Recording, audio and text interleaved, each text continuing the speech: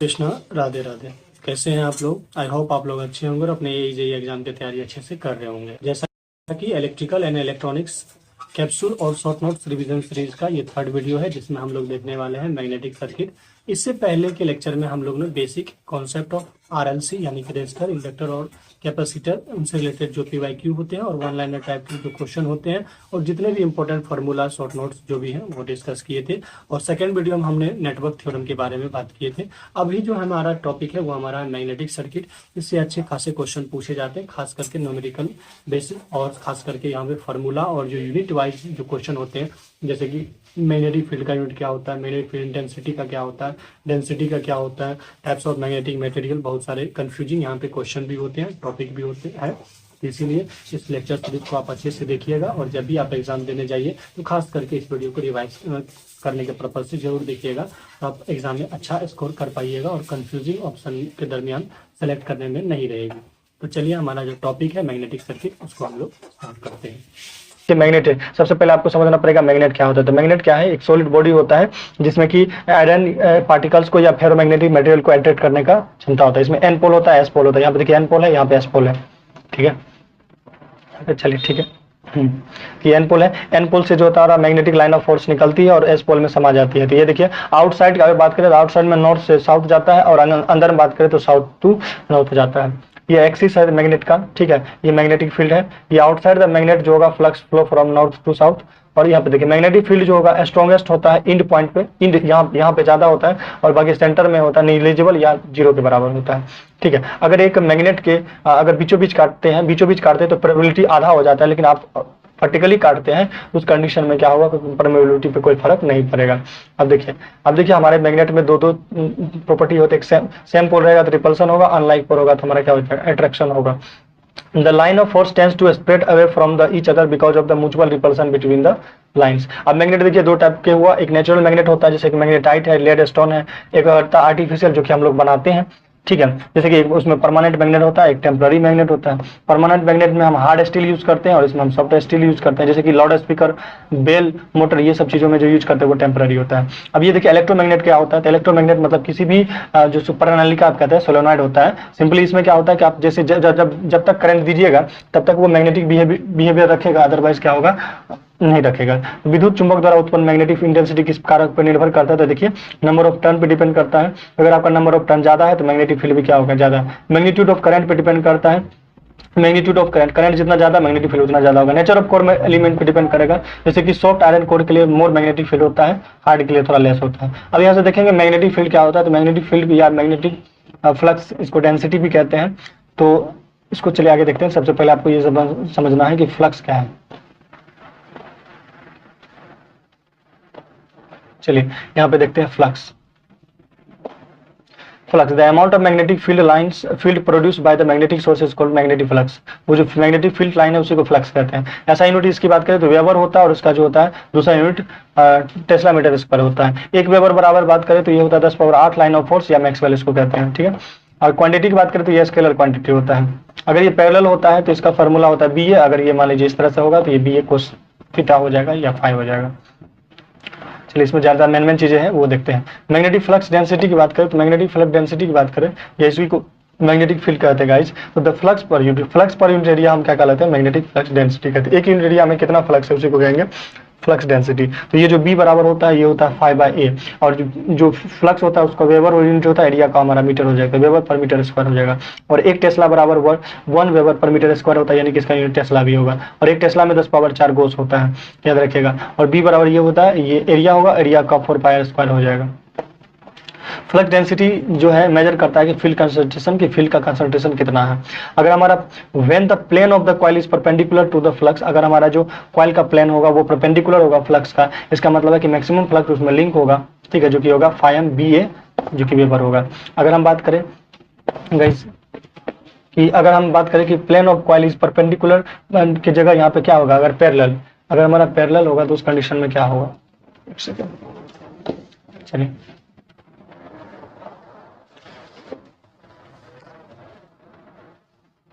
हाँ, अगर आपका जो है पैरेलल होगा, फ्लक्स के पैरेलल होगा प्लेन बी, तो ये क्या हो जाएगा, no flux link with passing through. तो देखिए पैरेलल होगा तो क्या होगा, फ्लक्स बिल्कुल भी नहीं लिंक होगा, यानी जीरो फ्लक्स हो जाएगा।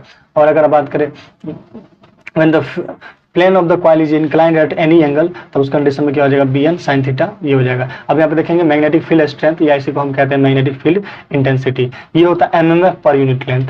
एमएमएफ पर यूनिट लेंथ को कहते हैं मैग्नेटिक फील्ड स्ट्रेंथ, और ये वेक्टर क्वांटिटी होता है। और मैग्नेटिक फ्लक्स जो डेंसिटी था वो भी वेक्टर क्वांटिटी है, पर वो फ्लक्स पर यूनिट एरिया था। तो एच बराबर यहाँ पे होगा एमएमएफ, एच बराबर क्या हो जाएगा गाइस, एमएमएफ बराबर एमएमएफ बटे एल हो जाएगा। और एमएमएफ क्या होता है, एनआई होता है। एफ बराबर एमएमएफ बराबर होता है NI, number of turn, ampere turn होता है, ठीक है। तो ये इसका ऐसा यूनिट हो जाएगा एम्पियर टर्न पर मीटर। जैसे देखिए क्वेश्चन भी एग्जाम में आया हुआ है एसएससीजे में, कि यहाँ पे कह रहा है कि find magnetic field intensity, 5 metre long coil दिया है और कॉइल है जितना टर्न दिया है, करंट इतना कर रहा है। एच बराबर क्या हो जाएगा, एनआई बाई एल हो जाएगा, direct putting the value getting the answer.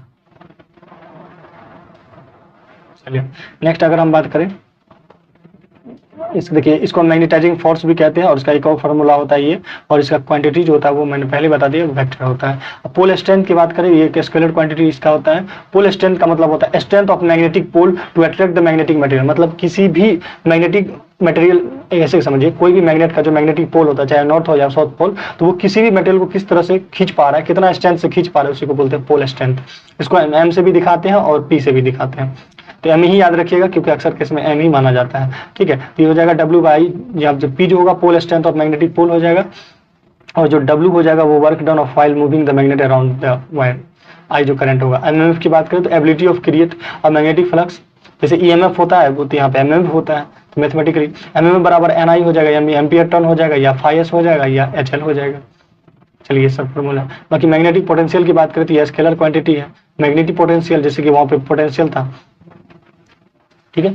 तो the magnetic potential at any point, मतलब कि magnetic field is measured by the work done the shifting and pole of 1 weber from the infinite. Infinite जैसे हमारा electric potential क्या होता है कि एक यूनिट चार्ज को इनफिनाइट से किसी पॉइंट तक लाने में जो वर्क डन होता है उसी को हम कहते हैं इलेक्ट्रिक पोटेंशियल। सेम बात यहाँ पे भी है, तो उसी तरह से ध्यान रखिएगा। यहाँ पे हो जाएगा एम बी बराबर m by 4 pi mu naught r हो जाएगा, तो जूल पर वेबर हो जाएगा। इंटेंसिटी ऑफ मैग्नेटाइजेशन याद रखिएगा, क्वेश्चन आता है, एसएससी का फेवरेट टॉपिक है। Flux density produce in due to its on induced magnetisation, इसको कहते हैं इंटेंसिटी ऑफ मैग्नेटाइजेशन। आई बराबर होता है एम बाय ए, और इसका हो जाएगा m by b magnetic moment per volume. तो यहाँ पे देखिए आई बराबर, ये क्वेश्चन आया हुआ है एग्जाम में, ठीक है। क्वेश्चन है कि determine the intensity of magnetization magnet, आप ये यूनिट वाइज भी इसको बना सकते थे, ठीक है। आई बराबर एम बाय होगा, एम का इतना दिया हुआ 15 एम्पियर हो जाएगा। चलिए रिएक्टेंस की बात करें तो जैसे रेजिस्टेंस होता है सर्किट में, करंट का अपोज करता है, तो ये क्या करता है, फ्लक्स का अपोज करता है। फार्मूला याद रखिएगा, एस बराबर mu L by mu A या फिर म्यू नॉट म्यू आर हो जाता है। इसका होता है एम्पियर पर वेबर या एम्पियर टर्न पर वेबर, ठीक है। परमिनेंस की बात करें तो जैसे वहाँ कंडक्टेंस होता है तो यहाँ पर परमानेंस होता है, ठीक है। ये बस कुछ नहीं है, तो जो हमारा रिएक्टेंस का उल्टा हो जाएगा वो परमिनेंस होगा। रिमेनेंस की बात करते हैं, magnetic flux density which still persist the magnetic material even when the magnetising force is completely remove, इसको बोलते हैं रिमेनेंस। रिमेनेंस मतलब रिटेंटिविटी, आप ये भी याद रखिएगा, मतलब कि अगर मैग्नेटिक फील्ड हटा भी देते हैं तो भी जो उसमें जो डायपोल अलाइन ही रहता है तो उसको होता है रिमेनेंस या रिटेंटिविटी। अब यहाँ पे देखिए रिटेंटिविटी जैसे कि रेजिस्टिविटी होता है, तो रिटेंटिविटी प्रॉपर्टी का मैग्नेटिक मटेरियल का प्रॉपर्टी होता है which is measured its maximum value of the residual induction. Susceptibility की बात करें तो ये जो होता है हमारा इंटेंसिटी ऑफ मैग्नेटाइजेशन बाय क्या होता है, मैग्नेटाइजिंग फोर्स होता है जिसको एच कहते हैं, आई बाय एच होता है। के की जगह कहीं कहीं आपको एक्सएम भी देखने को मिलेगा, और ये डायमेंशन लेस होता है। मैग्नेटिक परमेबिलिटी की बात करें तो ये म्यू होता है, और जो एब्सोल्यूट परमेबिलिटी होता है वो म्यू नॉट होता है। और म्यू नॉट जो होता है flux density in that materials to magnetising force producing that flux density, ठीक है। यहाँ पे देखिए ये फार्मूला याद रखिएगा, म्यू बराबर म्यू नॉट म्यू आर होता है, ये हमारा रिलेटिव परमिटिविटी होता है एयर के रिस्पेक्ट में, और ये जो एब्सोल्यूट परमिटिविटी होता है एयर का, जो कि होगा 4 पाई गुना 10⁻⁷ हेनरी पर मीटर होता है, ठीक है। बाकी ये देखिए म्यू आर का जो होता है 1 प्लस के म्यू नॉट भी होता है, इसको ससेप्टिबिलिटी कहते हैं, अभी जस्ट मैंने आपको बताया। चलिए अब ये याद रखिएगा, जो एब्सोल्यूट परमिबिलिटी होता है ये होता है, और रिलेटिव परमिबिलिटी ये होता है। परमिटिविटी अलग चीज है। अब यहाँ पे मैग्नेटिक सर्किट और इलेक्ट्रिक सर्किट में डिफरेंस देख लीजिए कि क्या क्या होते हैं या जो कंपेरिजन है। तो जैसे यहाँ पे फ्लक्स होता है तो वहाँ पे करंट होता है, और फ्लक्स बराबर एमएमएफ बाय रिलक्टेंस होता है, वह ईएमएफ बाय, तो वहाँ पे करंट फ्लो होता है, यहाँ पे फ्लक्स सेटअप होता है, फ्लो नहीं होता है। यहाँ पे रिलक्टेंस है तो वहाँ पे रेजिस्टेंस है, यहाँ पे प्रिमनांस है तो वहाँ पे कंडक्टेंस है, फ्लक्स डेंसिटी वहाँ करंट डेंसिटी, मैग्नेटिक इंटेंसिटी तो वहाँ इलेक्ट्रिकल इंटेंसिटी, रिलेक्टिविटी रेजिस्टिविटी याद रखिए, परमेबिलिटी तो वहाँ कंडक्टिविटी, नो एनर्जी एक्सपेंडेड, इसमें एनर्जी एक्सपेंड नहीं होता, खर्च नहीं होता, वहाँ पे एनर्जी खर्च होता है, एनर्जी लॉसेस होता है, ओम्स लॉ फॉलो होता है, ओम्स लॉ फॉलो होता है। अब यहाँ पे देखेंगे मैग्नेटिकली सॉफ्ट मटेरियल, एक होता है मैग्नेटिकली हार्ड मटेरियल, ये होता है, एक होता है हाई परमेबिलिटी, जो मैग्नेटिकली सॉफ्ट मटेरियल होता है उसका परमेबिलिटी हाई होता है और इसका रिटेंटिविटी क्या होता है, हाई होता है। Magnetic energy store not high, high coercivity strong magnetic field reluctance होता है, ये सब चीजें। इसका लो रिमेंस होता है, इसका हाई वैल्यू BH होता है, जैसे कि आयरन हुआ, मैग्नीज हुआ, ये सब चीजें इसमें आएगा, ये सब चीजें आएगा आपका मैग्नेटिकली सॉफ्ट मटेरियल में। और हार्ड मटेरियल में कौन आएगा, एलिनिको स्टील, ये सब चीजें। अब यहाँ मैग्नेटिक मटेरियल, एक सॉफ्ट मैग्नेटिक मटेरियल होता है, एक हमारा हार्ड मैग्नेटिक मटेरियल होता है। सॉफ्ट की बात करेंगे तो सॉफ्ट का जनरली बना होता है आयरन या आयरन, यानी जिसमें भी आयरन की बात होगी वो सॉफ्ट मटेरियल होगा, और जब उसके एलॉय की बात होगी जैसे स्टील तो वो हार्ड मटेरियल होगा। ये जो बना होता है सॉफ्ट मैग्नेटिक मटेरियल का जो बना होता है वो ट्रांसफार्मर बना होता है, इलेक्ट्रिक मशीन और मैग्नेटिक मेमोरी, ये जनरली आपके सॉफ्ट मटेरियल से बनाए जाते हैं, सॉफ्ट मैग्नेटिक मटेरियल से बनाए जाते हैं। वही अगर हम बात करेंगे जो आपका परमानेंट मैग्नेटिक मटेरियल होता है वो एल्निको, क्रोमियम स्टील, टंगस्टन या कार्बन स्टील से बनाए जाते हैं। याद रखिएगा आयरन की जब भी बात होगी तो वो सॉफ्ट मैग्नेटिक मटेरियल, और उस स्टील की बात होगी तो वो हार्ड मैग्नेटिक मटेरियल के कैटेगरी में आएगा। फिर यहाँ पे हमारे पास कोर लॉसेस है, दो टाइप के लॉसेस होते हैं, एक हिस्टेरेसिस लॉस होता है, एक हमारा क्या होता है एडी करंट लॉसेस होता है। फार्मूला 100% याद रख लीजिएगा, क्वेश्चन डायरेक्ट छप जाते हैं या एक्सप्रेशन डायरेक्ट छप जाते हैं कि जो आपका हिस्टेरेसिस लॉस होता है वो KH/BM यानी मैक्सिमम जो फ्लक्स डेंसिटी होगा जो कि पावर होगा 1.6 और FB होगा, ये याद रखिएगा वाट्स। इधर ये फार्मूला आप जरूर देख लीजिएगा, यहाँ पे KB², यहाँ FS², T² और ये आपका क्या हो जाएगा V हो जाएगा, वॉल्यूम जिसको कहेंगे। हिस्टेरेसिस जैसा कि आप जानते हैं BH कर्व, ये क्या होता है कि जब आप करंट बढ़ाते हैं तो H भी बढ़ता है, तो इस तरह से ये ग्राफ चलता है। फिर बाद में जब इसको आप करंट को घटाते हैं तो ये ग्राफ यहीं पे जीरो पे ना किस तरह से हो जाता है, तो इसको आप मैग्नेटाइज रिटेंटिविटी कहते हैं और इसको आप BH कर्व कहते हैं। तो BH कर्व आप अच्छे से जानते हैं, यहाँ और भी डेटा लिखा हुआ आप देख सकते हैं। मेनली जो आपको याद रखना है ये BH कर्व जो होगा हिस्टेरेसिस लूप या जिसको आप BH कर्व कहेंगे, जो आपका सॉफ्ट मटेरियल होगा उसका पतला होगा और जो हार्ड मटेरियल होगा उसका BH कर्व थोड़ा ठीक होगा या मोटा होगा, यही मेनली आपको याद रखना है। यहाँ पे देखिए सॉफ्ट और मैग्नेटिक मटेरियल में जो अंतर कह रहा है कि अगर आपका सॉफ्ट जो फेरोमैग्नेटिक मटेरियल है, अगर आप एक्सटर्नल फील्ड को हटा लेते हैं तो उसका मैग्नेटाइजेशन खत्म हो जाता है, हार्ड वाले में थोड़ा बहुत उसमें रहता ही है। इसका जो एरिया ऑफ लूप होगा BH कर्व का वो स्मॉल होता है सॉफ्ट का, जबकि हार्ड का क्या होता है लार्ज होता है। वही अगर हम बात करेंगे रिटेंटिविटी की तो रिटेंटिविटी हमारा लो होता है किसका, तो हमारा सॉफ्ट का। वही अगर बात करेंगे रिटेंटिविटी की हार्ड वाले का तो उसका हाई होता है। कोरेसिविटी की बात करेंगे तो लो होगा, रिटेंटिविटी और कोरेसिविटी लो होता है, लेकिन ससेप्टिबिलिटी या मैग्नेटिक जो परमेबिलिटी होता है वो आपका सॉफ्ट मटेरियल का हाई होता है। अगर हम बात करेंगे ससेप्टिबिलिटी की तो ससेप्टिबिलिटी का सिंपल सा मतलब होता है कि कोई भी मटेरियल कितना जल्दी मैग्नेटाइज हो जाता है उसी को आप ससेप्टिबिलिटी कहते हैं। तो बात करेंगे सॉफ्ट आयरन की या फिर जो सॉफ्ट मैग्नेटिक मटेरियल है वो जनरली इजीली मैग्नेटाइज हो जाता है, इसीलिए इसका ससेप्टिबिलिटी हाई होता है एज कम्पेयर टू हार्ड के मुकाबले। हिस्टेरेसिस लॉसेस की बात करेंगे तो इसमें हमारा कम होगा जबकि हार्ड मटेरियल वाले में ज़्यादा होगा। यूजेज की बात करोगे तो सोलेनॉइड कोर में होगा, ट्रांसफार्मर कोर होगा या इलेक्ट्रोमैग्नेट में यूज़ किया जाएगा। जबकि हार्ड मटेरियल की बात करेंगे तो ये परमानेंट मैग्नेट में यूज़ किया जाता है। एग्जाम्पल के तौर पे सॉफ्ट आयरन जो मेटल एलॉय होते हैं वो उससे हम लोग सॉफ्ट मैग्नेटिक मटेरियल बनाते हैं। जो स्टील होते हैं एल्निको होते हैं, या जो नेचुरल स्टोन जिसको आप नेचुरल मैग्नेट जिसको आप लोड स्टोन भी कहते हैं, तो ये सबसे हमारा जो है हार्ड मैग्नेटिक मटेरियल बनाए जाते हैं। BH कर्व मैंने आपको बता दिया, और this suitable for temporary magnetism, और ये जो है परमानेंट मैग्नेटिज्म के लिए यूज़ किया जाता है। फिर टाइप्स ऑफ मैग्नेट हमारे पास आते हैं। नेचुरल मैग्नेट, जो मैग्नेट हमें नेचर से फाइंड आउट किया जाता है, ये ब्राउन और ब्लैक कलर में देखने को मिलता है जिसको आप लोड स्टोन भी कहते हैं। आर्टिफिशियल मैग्नेट जिसको ह्यूमन बनाते हैं, पर्सन मतलब मैन बनाता है, उसको आप आर्टिफिशियल मैग्नेट कहते हैं, जिसमें हॉर्सशू मैग्नेट बार मैग्नेट, ये सब आते हैं। परमानेंट मैग्नेट की बात करेंगे तो ये कह रहा है इसमें मैग्नेटाइजिंग पावर लॉन्ग टाइम के लिए रहता है।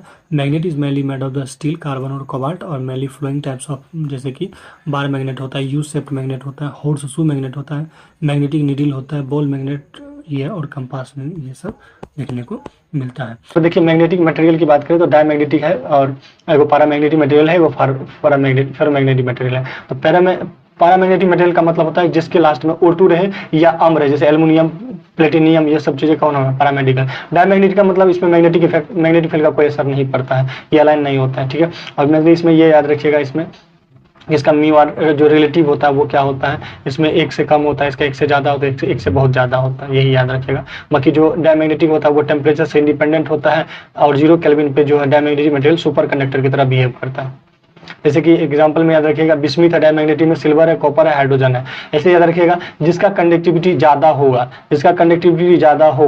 इसका मतलब है कि वो डायमैग्नेटिक होगा, ठीक है। जिसका थोड़ा कम होगा वो पारा होगा, ठीक है। जैसे एल्युमिनियम, प्लेटिनियम, ऑक्सीजन, ये हो गया आयरन, कोबाल्ट। मैग्नेटिक मटेरियल में हम लोग देखेंगे सबसे पहला डायमैग्नेटिक, फिर हम पैरामैग्नेटिक, और फिर हम देखेंगे फेरोमैग्नेटिक।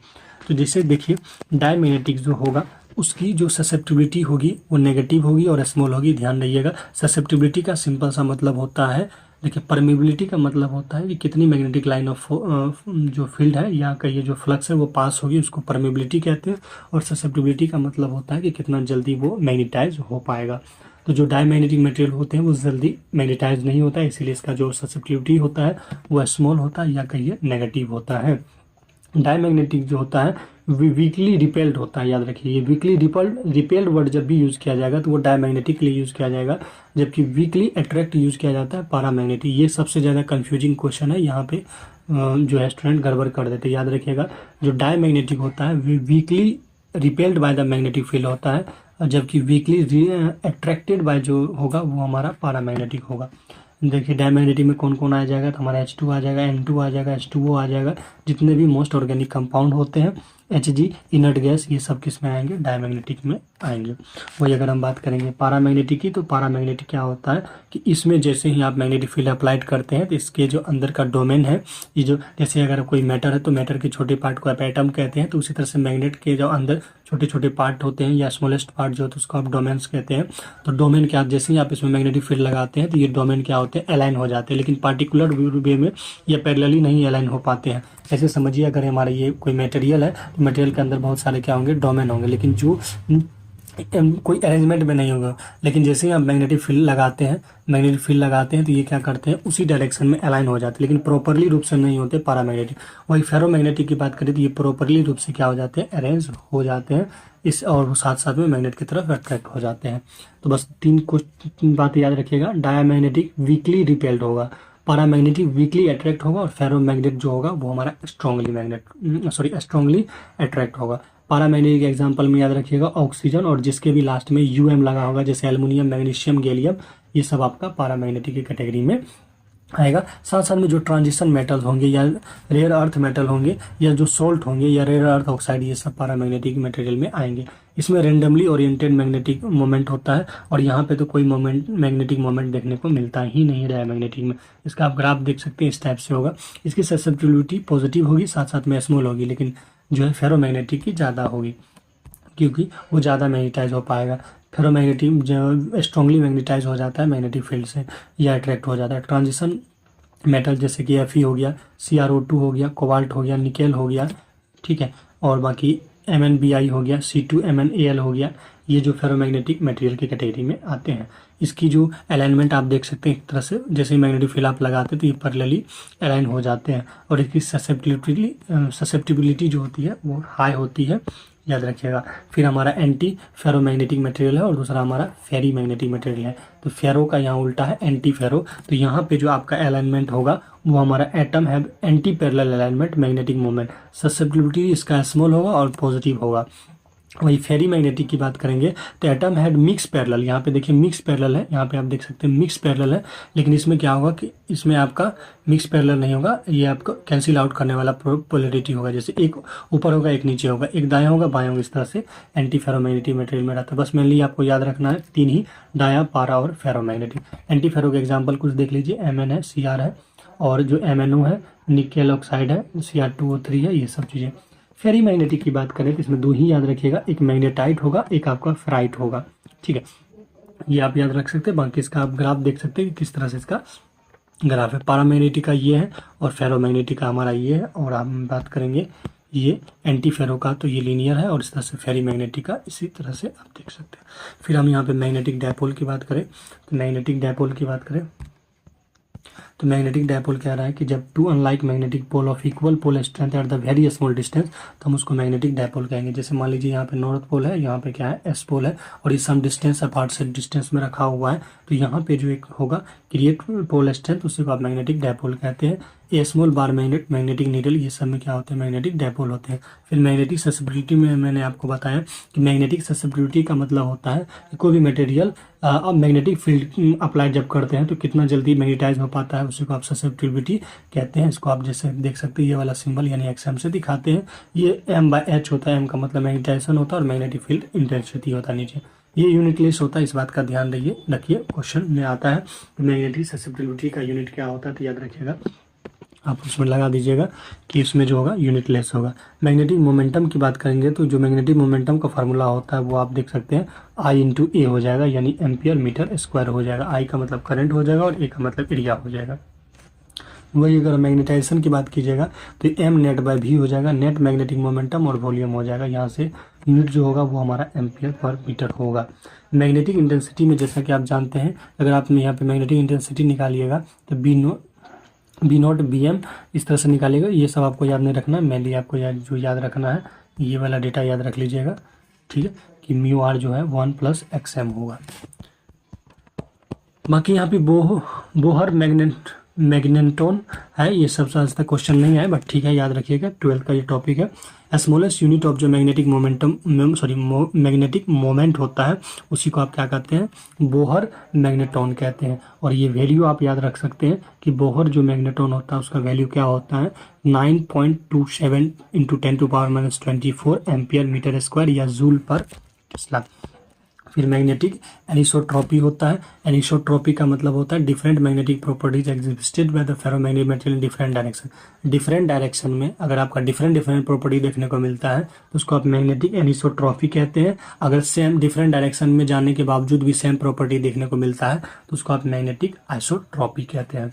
अब मैग्नेटिक एनिसोट्रॉपी होने के क्या रीज़न है, तो पहला रीज़न आपका कोल्ड वर्किंग है। कह रहा है कि जब आप when material is shaped without increasing temperature, तो इस कंडीशन में आपका जो है मैग्नेटिक एनिसोट्रॉपी देखने को मिलता है। या फिर एनालिंग करते हैं, हीट ट्रीटमेंट ऑफ मटेरियल, या क्वेंचिंग करते हैं, इमीडिएट कूलिंग आफ्टर हीटिंग, तो इसकी वजह से आपका एनिसोट्रॉपी वाला घटना या फिनोमेना देखने को मिलता है। नेक्स्ट वन आता है मैग्नेटोस्ट्रिक्शन। मैग्नेटोस्ट्रिक्शन का मतलब होता है कि अगर आप change in dimension of material when magnetic field is applied is called magnetostriction. यानी जब कभी भी किसी भी मटेरियल में अगर आप फेरोमैग्नेटिक मटेरियल में मैग्नेटिक फील्ड अप्लाइड करते हैं, उसके डायमेंशन में थोड़ी बहुत चेंजिंग आती है, तो इसको आप मैग्नेटोस्ट्रिक्शन कहते हैं। मैग्नेटोस्ट्रिक्शन 3 टाइप से होते हैं। एक लॉन्गिट्यूडनल लेंथ में हुआ, चेंज इन लेंथ होगा मैग्नेटिक फील्ड लगाने से, तो आप लॉन्गिट्यूडनल मैग्नेटोस्ट्रिक्शन कहेंगे।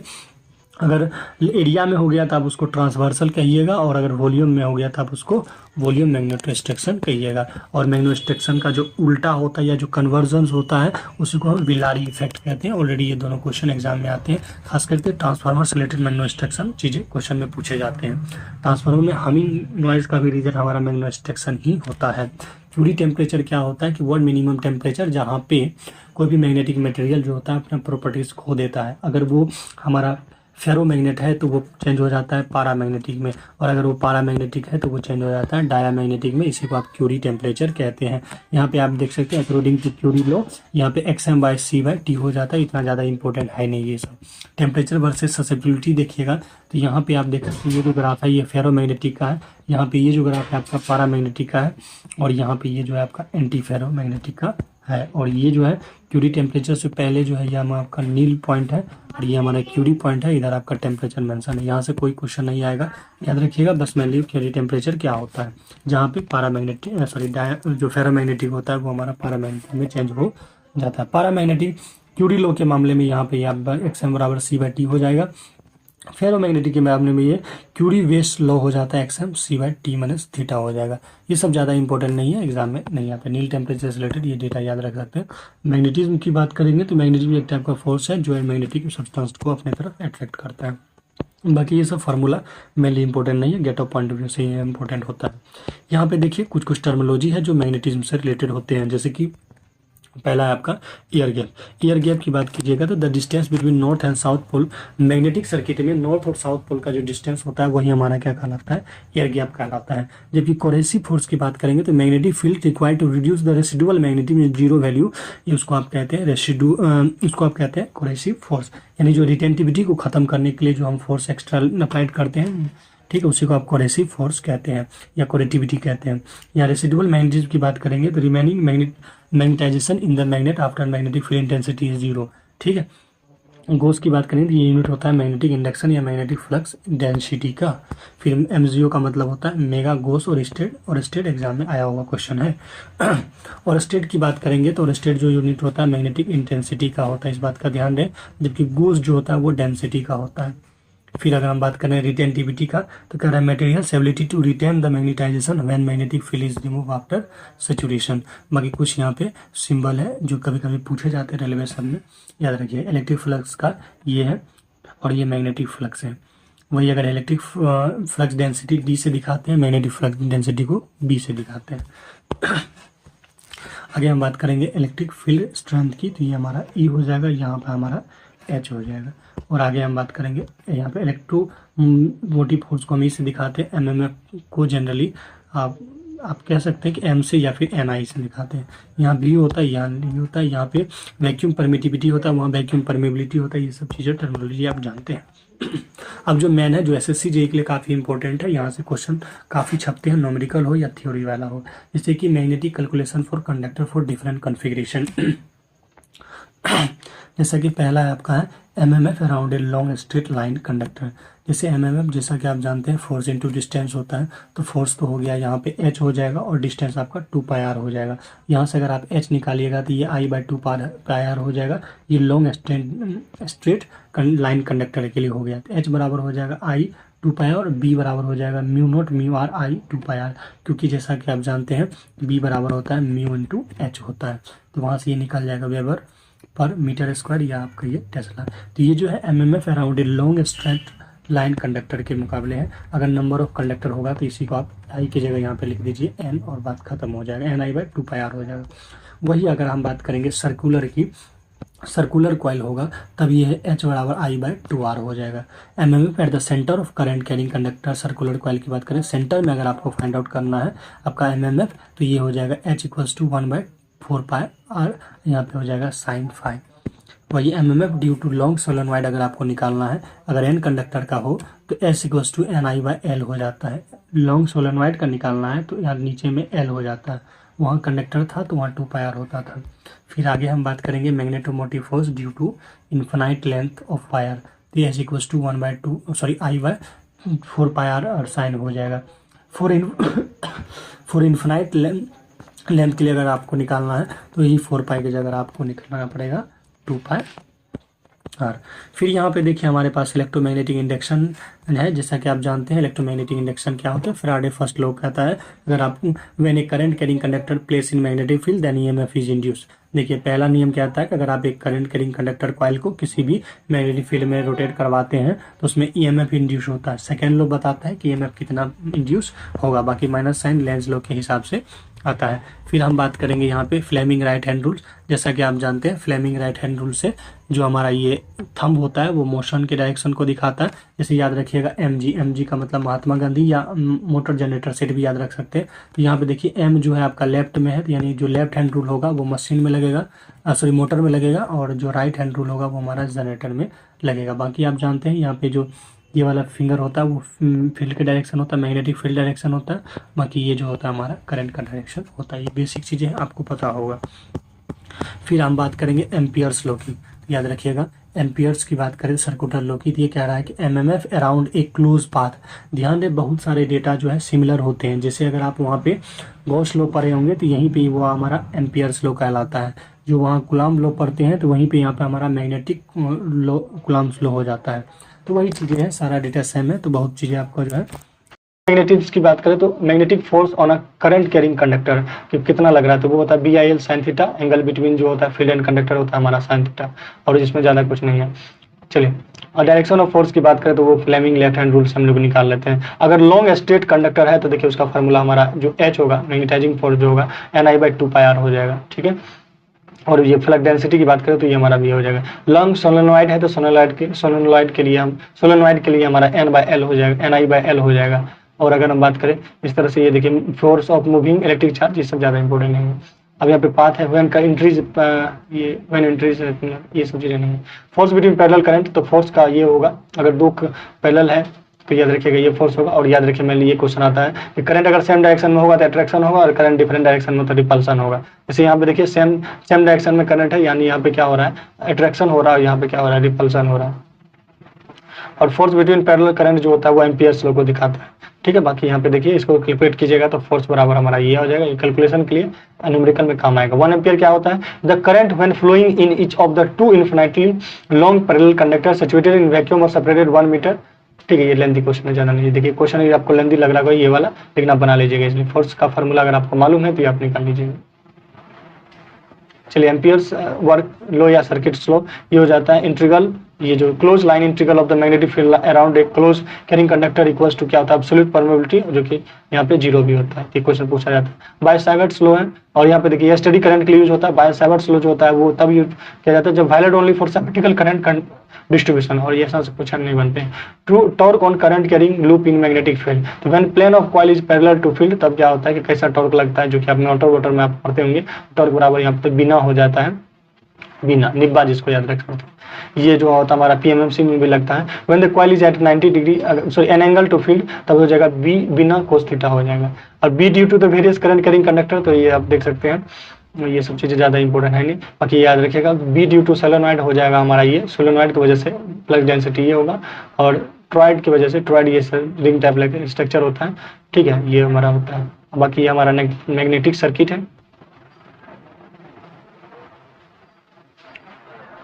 देखिए क्लोज पाथ होता है, magnetic flux is called magnetic circuit. Used material having the high permeability होनी चाहिए, जैसे कि आयरन, सॉफ्ट स्टील, ये होगा। Amount of magnetic flux phi setup in the coil, ये mm बराबर NI होता है। बाकी यहाँ पे देखिए H बराबर NI/L होता है, ये ओम्स लॉ को हो गया। सीरीज मैग्नेटिक सर्किट यहाँ पे सीरीज में जुड़ा होगा, जैसे आप देख सकते हैं ये अलग अलग जो है मैग्नेटिक मटेरियल सीरीज में जुड़ा हुआ है। सेम अगर आपको इलेक्ट्रिक सर्किट का पता है तो ये भी हो जाएगा। पैरेलल मैग्नेटिक सर्किट है, ये अब सीरीज पैरेलल दोनों है।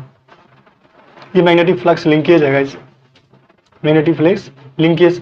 तो ये देखिए मैग्नेटिक फ्लक्स यहाँ पे देखिए ये यूजफुल फ्लक्स है जो आपके काम आ रहे हैं, और ये लीकेज फ्लक्स है जो बाहर निकल रहे हैं।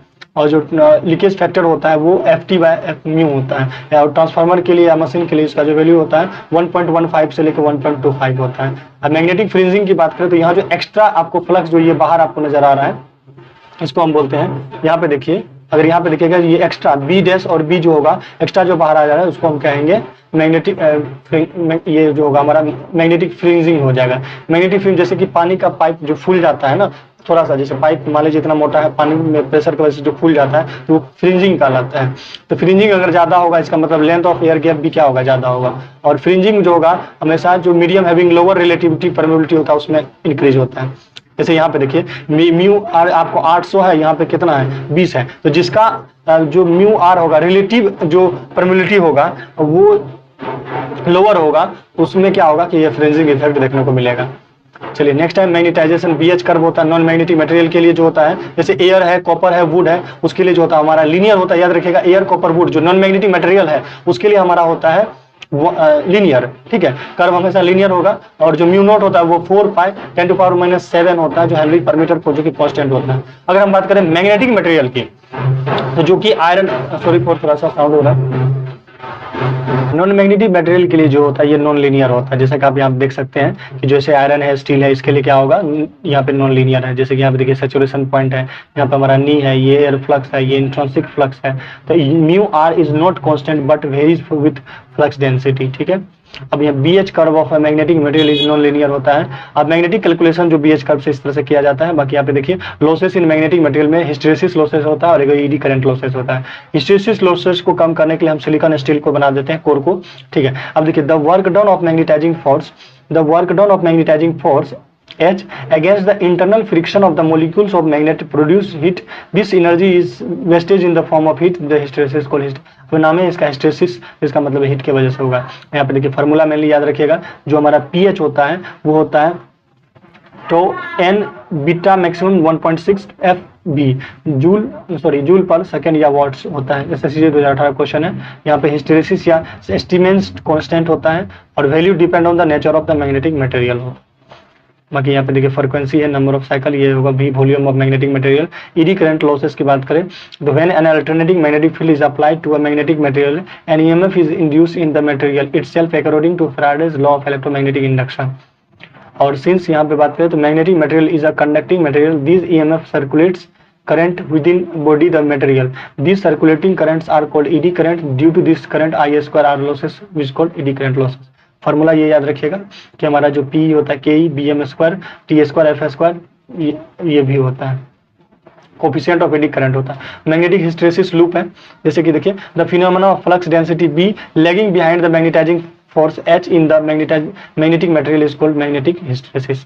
तो यहाँ पे क्या है कि जैसे कि एक देखिए तो यहाँ पे दो चीज याद रखिएगा। सबसे पहले जैसे यहाँ पे देखिए शुरू में क्या है कि जब हमारा I क्या है 0, करंट 0 होगा तो H भी क्या हो जाएगा 0, H 0 होगा तो ये वाला ग्राफ दिखा रहा है। एंड B इज आल्सो 0 तो B भी क्या होता है 0। So this represent point O, यहाँ पे पॉइंट O को दिखाया। अब कह रहा है कि जैसे जैसे करंट इंक्रीज होगा as a current in coil increases then BH is also increases, so the BH curve flow the path 0 to 1। तो उसके बाद जैसे जैसे ये बढ़ेगा तो ये भी ऐसे से बढ़ेगा, ठीक है। और उसके बाद देखिए when current in the coil decrease then H is also reduce, so BH curve follow path 1 2। अब जब ये करंट कम होगा तो इसका मतलब ये पाथ जो होगा धीरे धीरे घटना स्टार्ट करेगा, लेकिन ये इसी पाथ को फॉलो नहीं करेगा, अलग पाथ से जाएगा 1 से 2, ठीक है।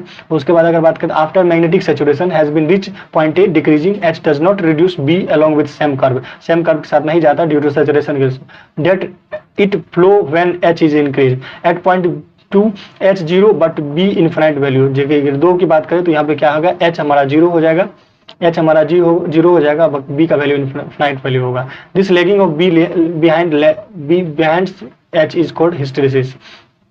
When the direction of H is reversed by the changing the current direction, अगर हम इसके H के रिवर्स कर देते हैं, when the direction of H is reversed by the changing the current direction, then BH curve follow the path 2 3। उसके बाद अगर हम ऑपोजिट कर देते हैं पोलैरिटी के तो ये देखिए 2 से 3, फिर ये हम यहाँ से ये से नीचे गिरने लगेगा, ठीक है। और उसके बाद तो H इज इन देखिए आप नॉर्मली कपलिंग की बात करिए, जैसे मैकेनिकल कपलिंग क्या होता है कि मैकेनिकल कपलिंग में दो भी शाफ्ट, जैसे ये हमारा एक शाफ्ट है, ये हमारा शाफ्ट है, ये दोनों क्या होते हैं आपस में जुड़े हुए थे, कांटेक्ट में रहते हैं। देखिए ये हमारा अभी मैकेनिकल कपलिंग है, मैग्नेटिक कपलिंग नहीं, ये हमारा क्या है मैकेनिकल कपलिंग है, जिसमें कि दोनों जो शाफ्ट होते हैं चाहे वो मशीन के जो भी शाफ्ट, जैसे आपने मोटर में देखा होगा या फिर आप ट्रेन वगैरह में देखे होंगे, जो शाफ्ट होता है, शाफ्ट मतलब धुरी होता है, जैसे साइकिल का जो एक्सल होता है धुरी होता है, वो दोनों आपस में एकदम चिपके हुए रहते हैं, तो उसको मैकेनिकल कपलिंग कहते हैं। जो मैग्नेटिक कपलिंग होता है हमारा वो क्या होता है सेपरेटेड रहता है। इसमें ऐसे क्यों होता है क्योंकि यहाँ पे जैसे हमारे पास देखिए यहाँ पे ये बात करें, जैसे इसका जो अभी देखेंगे, जैसे मान लीजिए ये एक मैग्नेटिक सर्किट है और ये एक मैग्नेटिक सर्किट है। अब जो चूंकि इसमें जो हम करंट देते हैं तो इसके वजह से क्या होता है कि इसमें मैग्नेटिक फील्ड सेटअप होता है, यानी कि एक मैग्नेटिक फ्लक्स सेटअप होता है, और ये जो मैग्नेटिक फ्लक्स होता है इसमें लिंक कर जाता है और इसका इसमें लिंक कर जाता है, जिस वजह से क्या होता है कि इसके बीच एक कनेक्शन बन जाता है, एक बॉन्ड बन जाता है, और इस तरह से क्या होता है कि ये कपलिंग में जुड़े हुए रहते हैं, कपलिंग में कपल बन के जुड़े हुए रहते हैं, इसी को हम बोलते हैं मैग्नेटिक कपलिंग। तो याद रखिएगा जो मैकेनिकल कपलिंग होता है उसमें दो हमारा शाफ्ट जो होता है पूरी तरीके से कॉन्टैक्ट में रहता है, और जो मैग्नेटिक कपलिंग होता है उसमें क्या होता है कि सेपरेटेड होता है। तो आप यहाँ फिगर में देख सकते हैं कि यहाँ पे चीज़ों को,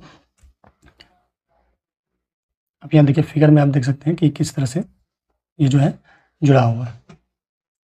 हम देखिए ये हमारा क्या है मैग्नेटिक कपलिंग है, और जो मैकेनिकल कपलिंग होता है उसमें क्या होता है कि शाफ्ट हमारा अटैच रहता है, कांटेक्ट में रहता है। तो ये हमारा मैग्नेटिक कपलिंग होता है। इसमें क्या होता है कि एक सर्किट, एक जो मैग्नेटिक सर्किट होता है उसका जो मैग्नेटिक फ्लक्स होता है दूसरे से लिंक होता है और दूसरे का पहले से लिंक होता है, जिस वजह से क्या होता है कि वहाँ पे कपलिंग हो जाता है, जिसको हम मैग्नेटिक कपलिंग कहते हैं। आइए इसके डिफिनेशन को समझते हैं और देन हम इसको समझने का प्रयास करते हैं। डिफिनेशन में सिंपली लिखा हुआ है कि when to loops or with or without contact between them affected each other through a magnetic field generated by one of them is called magnetic coupling. ठीक है, सिंपली आप लिख रहे हैं कि एक मैग्नेटिक सर्किट की वजह से जो फ्लक्स क्रिएट हो रहा है और दूसरे में वो लिंक हो रहा है, दूसरे की वजह से पहले में लिंक हो रहा है, तो वहाँ पे जो कपलिंग हो रहा है फॉर्म, उसी को हम क्या कहेंगे, मैग्नेटिक कपलिंग। तो आप सेमेस्टर में इस तरह से एग्जाम में लिख सकते हैं। आइए हम देखेंगे। तो आई होप आप मैग्नेटिक कपलिंग समझे होंगे। जनरली जो ट्रांसफार्मर होता है वो मैग्नेटिक कपलिंग पे ही बेस होता है। ठीक है, आप में अगर आप ट्रांसफार्मर के बारे में थोड़ा बहुत भी आइडिया होगा तो आप ट्रांसफार्मर आप इस डिजाइन से देखे होंगे। इसमें एक तरफ ये वाइंडिंग, प्राइमरी वाइंडिंग क्या रहता है, दूसरी तरफ क्या होता है, सेकेंडरी वाइंडिंग क्या होता है। यहाँ पे भी क्या होता है कि एक प्राइमरी वाइंडिंग में जो हम करंट देते हैं, जिसके वजह से क्या होता है कि मैग्नेटिक फ्लक्स क्रिएट होता है। आपको पता होगा किसी भी वायर में जब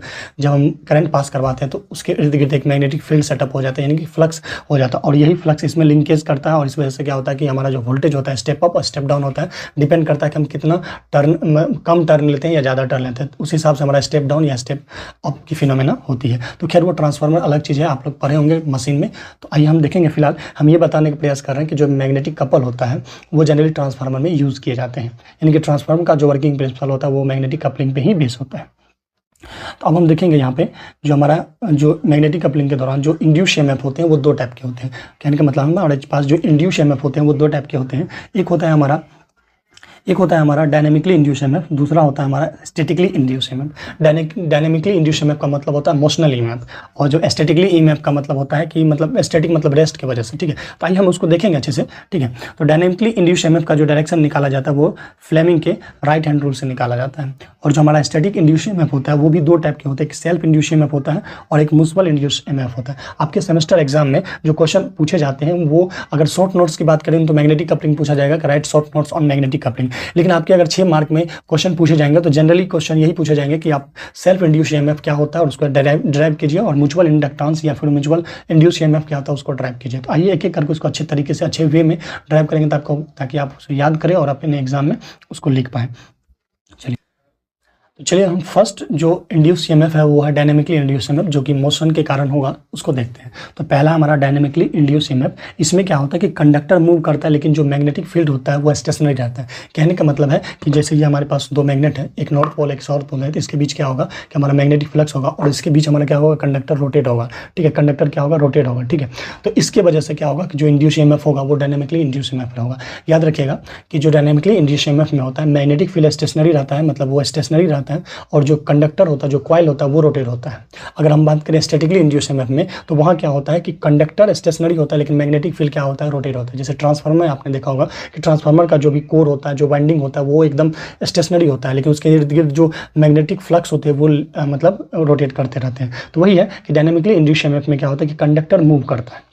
डायनेमिकली इंड्यूस ईएमएफ में कंडक्टर मूव करता है और हमारा जो मैग्नेटिक फील्ड होता है या फ्लक्स होता है वो स्टेशनरी होता है। आप यहाँ पे देख सकते हैं कि किस तरह से ये लिखा गया है। आप ये फिगर के देख सकते हैं कि हमारे पास जो है ये देखिए, ये फिगर, ये हमारा नॉर्थ पोल है मैग्नेट का और ये हमारा साउथ पोल है। अब नॉर्थ से चूंकि साउथ की तरफ ही मैग्नेटिक लाइन ऑफ फोर्स जाती है जिसको हम फ्लक्स कहते हैं, तो आप यहाँ देख सकते हैं डायरेक्शन इसी डायरेक्शन में। ठीक है, और यहाँ पे मैंने एक ये कंडक्टर, ये जो आप ऐसे वाला देख रहे हैं, ठीक है, यहाँ पे एक कंडक्टर है। ठीक है, उस कंडक्टर को दिखाया मैंने। ठीक है, अब कंडक्टर का क्या है, कंडक्टर v वेलोसिटी के साथ क्या है, रोटेट हो रहा है। v वेलोसिटी के साथ क्या हो रहा है, रोटेट। अब अच्छे से समझिएगा थोड़ा सा, मैं देखिए प्रयास करता हूँ अच्छे से बताने का। ठीक है, ताकि आप लोगों को अच्छे से समझ में आए। ठीक है, देखिए क्या है कि एक मैंने मैग्नेटिक ये एन पोल है हमारा और ये हमारा क्या है, एस पोल है। अब इसके बीच चूंकि ये मैग्नेटिक लाइन ऑफ फोर्स होगा जो कि नॉर्थ से क्या जाएगी, साउथ की तरफ जाएगी। ठीक है, इसमें मैंने क्या रखा, एक कॉइल को रखा, ये हमारा क्या है, कॉइल है। ठीक है, इस कॉइल को रखा और कॉइल का जो वेलोसिटी है, सपोज ये क्या है, वेलोसिटी जो है v है। क्या है, वेलोसिटी v है। आप चाहे कोई यहाँ देख सकते हो, यहाँ पे वेलोसिटी क्या है, v है। और जब हम इसका कंपोनेंट तोड़ेंगे तो एक एक्स डायरेक्शन में टूटता है। जब भी हम, आपको पता होगा, जैसे ये हमारा वेलोसिटी है तो इसका कंपोनेंट तोड़ेंगे तो एक एक्स डायरेक्शन में टूटता है और एक वाई डायरेक्शन में टूटता है। तो जिसके साथ एंगल रहता है उसके साथ कोस लगता है। तो यहाँ पे हो जाएगा ये v कोस थीटा और यहाँ पे हो जाएगा ये v साइन थीटा। क्योंकि यहाँ पे जो हम कंडक्टर ले रहे हैं, क्योंकि यहाँ पे जो हम कंडक्टर ले रहे हैं वो हम मैग्नेटिक फ्लक्स के परपेंडिकुलर रहे हैं। सपोज ये हमारा मैग्नेटिक फ्लक्स ऐसे जा रहा है तो हम जो कंडक्टर ले रहे हैं वो उसके परपेंडिकुलर रहे हैं। अगर ये हमारा मैग्नेटिक फ्लक्स है तो इसके परपेंडिकुलर हमने क्या लिया, जो कंडक्टर लिया, तो यानी कि 90 डिग्री होगा, यानी साइन 90 डिग्री होगा। साइन 90 डिग्री का वैल्यू क्या होता है, 1 होता है। तो आइए यहाँ पे देखते हैं कि इसका डेरिवेशन किस तरह से आपको एग्जाम में आपको लिखना है। तो इस तरह से आप देख सकते हैं यहाँ पे कि जो हमारा by moving a conductor in a uniform magnetic field, यानी कि एक मैग्नेटिक फील्ड में अगर हम कंडक्टर को मूव करते हैं तो उसके वजह से क्या होता है, हमारा एक ईएमएफ प्रोड्यूस होता है due to Faraday law of electromagnetic index. आपको आज पता होगा फैराडे साहब ने 2 लॉ दिए थे, फर्स्ट लॉ और सेकंड लॉ, ठीक है। फर्स्ट लॉ में ये बताता है कि जो मतलब फ्लक्स जो कटिंग होता है उसकी वजह से क्या होता है, इंड्यूस्ड ईएमएफ होता है, ठीक है। सेकंड लॉ में बताया था क्या कि रेट ऑफ जो मतलब होता है, आप जानते होंगे लेंज वगैरह लॉ, जो लेंज लॉ की वजह से वहाँ पे नेगेटिव साइन आता है कि लेंज लॉ ये कहता है कि जिससे करंट पैदा लेता है उसी को अपोज करता है। तो ये सब चीज़ें आपने पता होगा और आई होप आप पढ़े होंगे, ठीक है। तो यहाँ पे क्या है कि moving conductor in uniform magnetic field में जो स्टेशनरी मैग्नेटिक फील्ड है उसमें अगर एक कंडक्टर को हम रोटेट करवाते हैं तो उसकी वजह से क्या होगा, ईएमएफ प्रोड्यूस होता है। उस ईएमएफ प्रोड्यूस को जो ईएमएफ प्रोड्यूस होता है उसको हम क्या कहते हैं, डायनामिकली इंड्यूस्ड ईएमएफ कहते हैं। आइए इसके डेरिवेशन को देखते हैं जो कि आपके एग्जाम में पूछे जाएंगे। आपको डेरिवेशन बोलेगा कि BL साइन थीटा का क्या कीजिए, डेरिवेशन कीजिए, ठीक है। तो ये आपके एग्जाम में पूछे जाएंगे, तो इसको हम अभी देखेंगे। तो देखिए यहाँ पे क्या है, डेरिवेशन से स्टार्ट करते हैं। तो मान लेते हैं कि हमारे पास एक सिंगल कंडक्टर है, जैसा कि आपने अभी ये वाला फिगर देखा था, ये हमारा नॉर्थ पोल है और ये हमारा साउथ पोल है, ये मैग्नेटिक लाइन ऑफ फोर्स है, इसी के बीच मैंने एक कंडक्टर लिया था। इस कंडक्टर का जो लेंथ है, मान लीजिए ये कंडक्टर है, ठीक है, ये मैग्नेटिक लाइन ऑफ फोर्स में ये कंडक्टर है, इसके परपेंडिकुलर है, इसका जो लेंथ है वो हमने मान लिया L मीटर है, ठीक है, L मीटर। और उसके बाद हमने ये माना कि जो यूनिफॉर्म मैग्नेटिक फील्ड है, ठीक है, या फ्लक्स डेंसिटी कह सकते हैं, वो क्या है, B है। B से ही डिनोट करते हैं मैग्नेटिक फील्ड डेंसिटी को, तो B होगा, जो कि होता है वेबर पर मीटर स्क्वायर, ये इसका यूनिट होता है। और जो हम ये मान के चलते कि जो हमारा कंडक्टर है, जो कॉइल है, वो V वेलोसिटी के साथ रोटेट हो रहा था। आप यहाँ देख सकते हैं V हमने माना वेलोसिटी, और जो वेलोसिटी का यूनिट होता है वो मीटर पर सेकेंड होता है। आगे हम देखते हैं किस तरह से इसको डेरिवेशन करेंगे। तो सपोज ये मान लीजिए कि हमारा जो एक कंडक्टर है,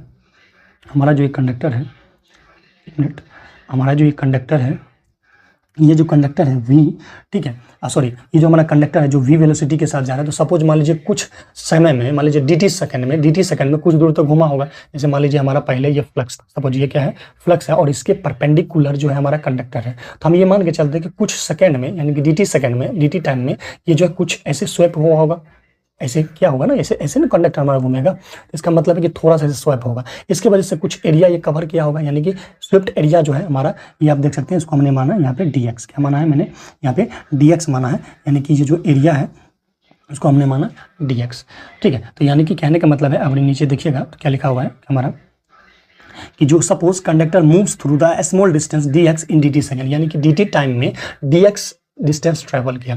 अब इस हिसाब से अगर हम फ्लक्स कटिंग निकालेंगे, चूंकि मैग्नेटिक फ्लक्स के बीच हमारा कंडक्टर है और कंडक्टर चूंकि मूव हो रहा है, ठीक है, और मैग्नेटिक फ्लक्स जो है वो तो स्टेशनरी है, डायनेमिकली इंड्यूस्ड ईएमएफ मैंने आपको बताया था कि जो हमारा मैग्नेटिक फील्ड होता है वो स्टेशनरी होता है और जो कंडक्टर होता है वो मूव कर रहा है। तो कंडक्टर मूव हो रहा है, तो according to Faraday law of electromagnetic induction क्या होगा कि उसमें फ्लक्स कट होगा, और फ्लक्स कट होने के कारण क्या होगा, ईएमएफ इंड्यूस होगा। आई होप ये सब चीज़ें बेसिक आपको पता होगा।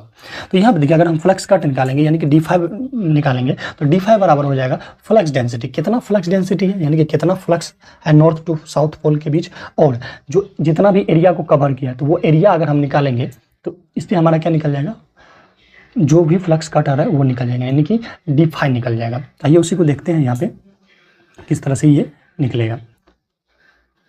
चलिए यहाँ पे देख लीजिए। तो हमने कहा कि जो फ्लक्स कट होगा, यानी कि d5 जो कट होगा वो फ्लक्स डेंसिटी इंटू क्या हो जाएगा, एरिया हो जाएगा। और फ्लक्स डेंसिटी को हम लिखते हैं बी से डिनोट करते हैं। और जो एरिया होगा वो क्या होगा, कंडक्टर का लेंथ प्लस जितना डिस्टेंस गया, यानी कि ब्रेथ, ठीक है। जैसे कहने का मतलब है कि अगर हमारा ये कंडक्टर है, इसका लेंथ L है, और ये जितना दूर भी जाएगा, मान लीजिए जितना दूर गया, तो ये इसका क्या हो गया, ये इसका क्या हो गया, ब्रेथ हो गया। तो ब्रेथ यहाँ पे क्या हो जाएगा, dx हो जाएगा, और लेंथ क्या हो जाएगा, L हो जाएगा, ठीक है। सपोज ये हमारा कंडक्टर है, तो इसका लेंथ क्या है, L है, और जैसे ही स्वैप किया होगा, मतलब घुमा होगा, तो घूमने की वजह से क्या होगा, एक छोटा सा ब्रीथ बनाया होगा, जिसकी वजह से अगर हम एरिया लिखना चाहेंगे तो क्या हो जाएगा, L इंटू बी हो जाएगा। तो L तो चूंकि L ही है, और जो B है यानी कि ब्रीथ जो है वो क्या है, dx है। तो आई होप यहाँ पे समझे होंगे कि मैं आपको क्या समझाने का प्रयास कर रहा हूँ। अगर कोई दिक्कत हो तो आप मेरे पर्सनली नंबर पर कॉल करके पूछ सकते हैं, ठीक है। तो यहाँ पे अब ये देखिए कि जो फ्लक्स कटिंग होगा, यानी d5 जो होगा वो फ्लक्स डेंसिटी इंटू क्या हो जाएगा, एरिया हो जाएगा। तो b इंटू क्या हो जाएगा, LdX हो जाएगा। और आपको पता है Faraday law of electromagnetic index, EMI का मतलब होता है इलेक्ट्रोमैग्नेटिक इंडक्शन। तो आपको पता होगा कि जो E होता है वो क्या होता है, N/dt, ठीक है। ये आप Faraday law of electromagnetic induction से जानते हैं, ठीक है, ये होता है। तो यहाँ से आप देखिए जो d5 है, d5 की जगह हम क्या लिख देंगे, BLdx लिख देंगे। d5 की जगह हम क्या लिख देंगे, b5 की जगह हम क्या लिखेंगे, b5 की जगह हम BLdx लिखेंगे। यहाँ पे क्या हो जाएगा, BLdx, ये हो जाएगा। BLdx हमने यहाँ लिखा, ठीक है। और आपको पता है जो dx है वो तो डिस्टेंस था, और डिस्टेंस बाय टाइम क्या होता है हमारा, डिस्टेंस बाय टाइम या डिस्प्लेसमेंट बाय टाइम क्या होता है, फिजिक्स अच्छे से जानते होंगे। तो डिस्प्लेसमेंट बाय टाइम क्या होता है, हमारा वेलोसिटी होता है। तो यहीं पे हम लिख देंगे, तो बी एल क्या हो जाएगा, वी हो जाएगा, यानी बी एल तो पहले से ही है, D x by D T को क्या लिखेंगे, वी एल लिखेंगे। तो यहीं पे, और जो एन है उसको नंबर ऑफ टर्न जिसको कहते हैं, कितना कॉइल लपेटा गया है, number of turn. Number of turn का मतलब ये हुआ इस तरह से कितना कॉइल लपेटा गया है। तो यहाँ पे हम मान लीजिए जो एन है वो 1 है, ताकि कैलकुलेशन आसान हो। तो हमने एन को क्या मान लिया, 1 मान लिया, और D x by D T को वी मान लिया। होता ही है कि डिस्प्लेसमेंट बटा टाइम क्या होता है, हमारा वेलोसिटी होता है। तो आइए आगे हम बात करते हैं कि क्या हुआ। तो इस तरह से हमारा जो फार्मूला निकल के आया इंड्यूस ईएमएफ का, डायनेमिकली इंड्यूस ईएमएफ का, गाइस वो क्या निकल के आया, ई इक्वल टू हो जाएगा बी एल भी साइन थीटा। क्या हो जाएगा, ई इक्वल टू हो जाएगा बी एल भी, क्या हो जाएगा, बी एल भी। और अगर हमारा कंडक्टर, चूंकि पहले कंडीशन में मैंने आपको बताया कि जो हमारा मैग्नेटिक फ्लक्स है और जो कंडक्टर है वो 90 डिग्री पे है, और साइन 90 डिग्री का वैल्यू क्या होता है, 1 होता है। लेकिन अगर मान लीजिए वो 90 डिग्री परपेंडिकुलर ना रहे, कुछ एंगल के साथ वो बने रहे, मान लीजिए ऐसे बना हुआ रहे या ऐसे बना हुआ रहे, तो उस कंडीशन में जो इसका एक स्टैंडर्ड फार्मूला होगा इंड्यूस ईएमएफ का, डायनेमिकली इंड्यूस ईएमएफ का, वो हो जाएगा बी एल भी साइन थीटा। क्या हो जाएगा, बी एल भी साइन थीटा। तो अगर यहाँ पे साइन थीटा यानी कि थीटा 90 डिग्री होगा, जो कि मैंने इनिशियल कंडीशन में केस को कंसीडर किया था कि जो मैग्नेटिक फ्लक्स है और जो हमारा कॉइल है वो एक दूसरे के परपेंडिकुलर है, तो परपेंडिकुलर है तो 90 डिग्री का एंगल बनेगा ना। तो साइन थीटा यानी कि साइन 90 डिग्री इक्वल टू क्या हो जाएगा, 1। तो ये जब 1 हो जाएगा तो ये जो फार्मूला बनेगा वो बी एल भी बनेगा। लेकिन अगर किसी एंगल के साथ होगा, मतलब 90 नहीं होगा, कोई एंगल होगा, चाहे वो 45, 50, 60, 180 ये होगा, तो उस कंडीशन में जो फार्मूला लगेगा वो लगेगा बी एल भी साइन थीटा। तो आई होप आप समझे होंगे कि डायनेमिकली इंड्यूस ईएमएफ में आपको किस तरह से डेरिवेशन करना और आपके एग्जाम में लिखना है। जब भी आपको बोला जाए डायनेमिकली इंड्यूस ईएमएफ के बारे में एक्सप्लेन करने, आप उसका एक सिंपल नोट्स में जो है डेफिनेशन लिख दीजिए और इसको ड्राइव कीजिए, फुल मार्क लिख देगा, ये मैं गारंटी देता हूँ। चलिए आगे बढ़ते हैं। तो आगे यहाँ पे देख सकते हैं वही चीज़ें लिखा हो गया है कि भाई कि अगर हमारा कंडक्टर जो है किसी एंगल के साथ बनाए तब हो जाएगा B L B sine theta. अब हम गाइस बात करते हैं स्टैटिकली इंड्यूस ईएमएफ की। तो स्टैटिकली इंड्यूस ईएमएफ में क्या होता है, स्टैटिकली इंड्यूस ईएमएफ में क्या होता है कि कंडक्टर रुका हुआ रहता है, यानी कि स्टेशनरी रहता है, बट मैग्नेटिक फील्ड क्या होता है, मूविंग होता है, या चेंजिंग होता है, या रोटेटिंग होता है, कह सकते हैं। जैसे ट्रांसफार्मर की कहानी भी तो यही है। ट्रांसफार्मर में आई होप आपको पता होगा कि जो हमारा ट्रांसफार्मर होता है तो कुछ इस डिज़ाइन से होता है हमारा। ये हमने ट्रांसफार्मर, ठीक है, ये मेरा ट्रांसफार्मर हुआ। आई होप आप प्रिंसिपल वर्किंग प्रिंसिपल अच्छे से जानते होंगे। ये हमारा प्राइमरी वाइंडिंग हुआ और ये हमारा क्या होता है, सेकेंडरी वाइंडिंग होता है। तो यहाँ पे देखिए वाइंडिंग और जो हमारा कोर है, जो ये हमारा कोर होता है ना, ये कोर जो है वो रुका हुआ है, मतलब स्टेशनरी है, वो तो घूम थोड़ी रहा। ट्रांसफार्मर में कोई चीज़ भी रोटेटिंग पार्ट नहीं होता। ट्रांसफार्मर में कोई भी रोटेटिंग पार्ट नहीं होता, ये जानते होंगे, ठीक है, क्योंकि और डीसी मशीन जो वगैरह जो होता है वो हमारा रोटेटिंग मशीन होता है। तो अभी जो आपको डायनेमिकली इंड्यूस ईएमएफ मैंने बताया वो किस में होगा, डीसी मशीन में होगा, चाहे वो मोटर हो या जनरेटर हो। लेकिन जो ट्रांसफार्मर होगा उसमें क्या होगा, स्टैटिकली इंड्यूस ईएमएफ होगा। आइए समझते हैं। इसमें हम क्या करते हैं, करंट देते हैं। तो करंट देने से क्या होता है कि मान लीजिए प्राइमरी वाइंडिंग में करंट देते हैं, इसकी वजह से क्या होता है, मैग्नेटिक फील्ड सेटअप होता है। क्या होता है, इसके इर्द गिर्द मैग्नेटिक फील्ड सेटअप होता है। इसकी वजह से ये फ्लक्स क्या होता है, इसमें लिंक होता है, और इस लिंक की वजह से फ्लक्स चूंकि इसमें लिंक हुआ, तो फ्लक्स जो है कि कॉइल में लिंक हुआ, तो इसकी वजह से क्या होगा, इसमें एक वोल्टेज इंड्यूस हो जाता है या फिर करंट इंड्यूस हो जाता है। कैसे, मतलब करंट क्रिएट हो जाता है।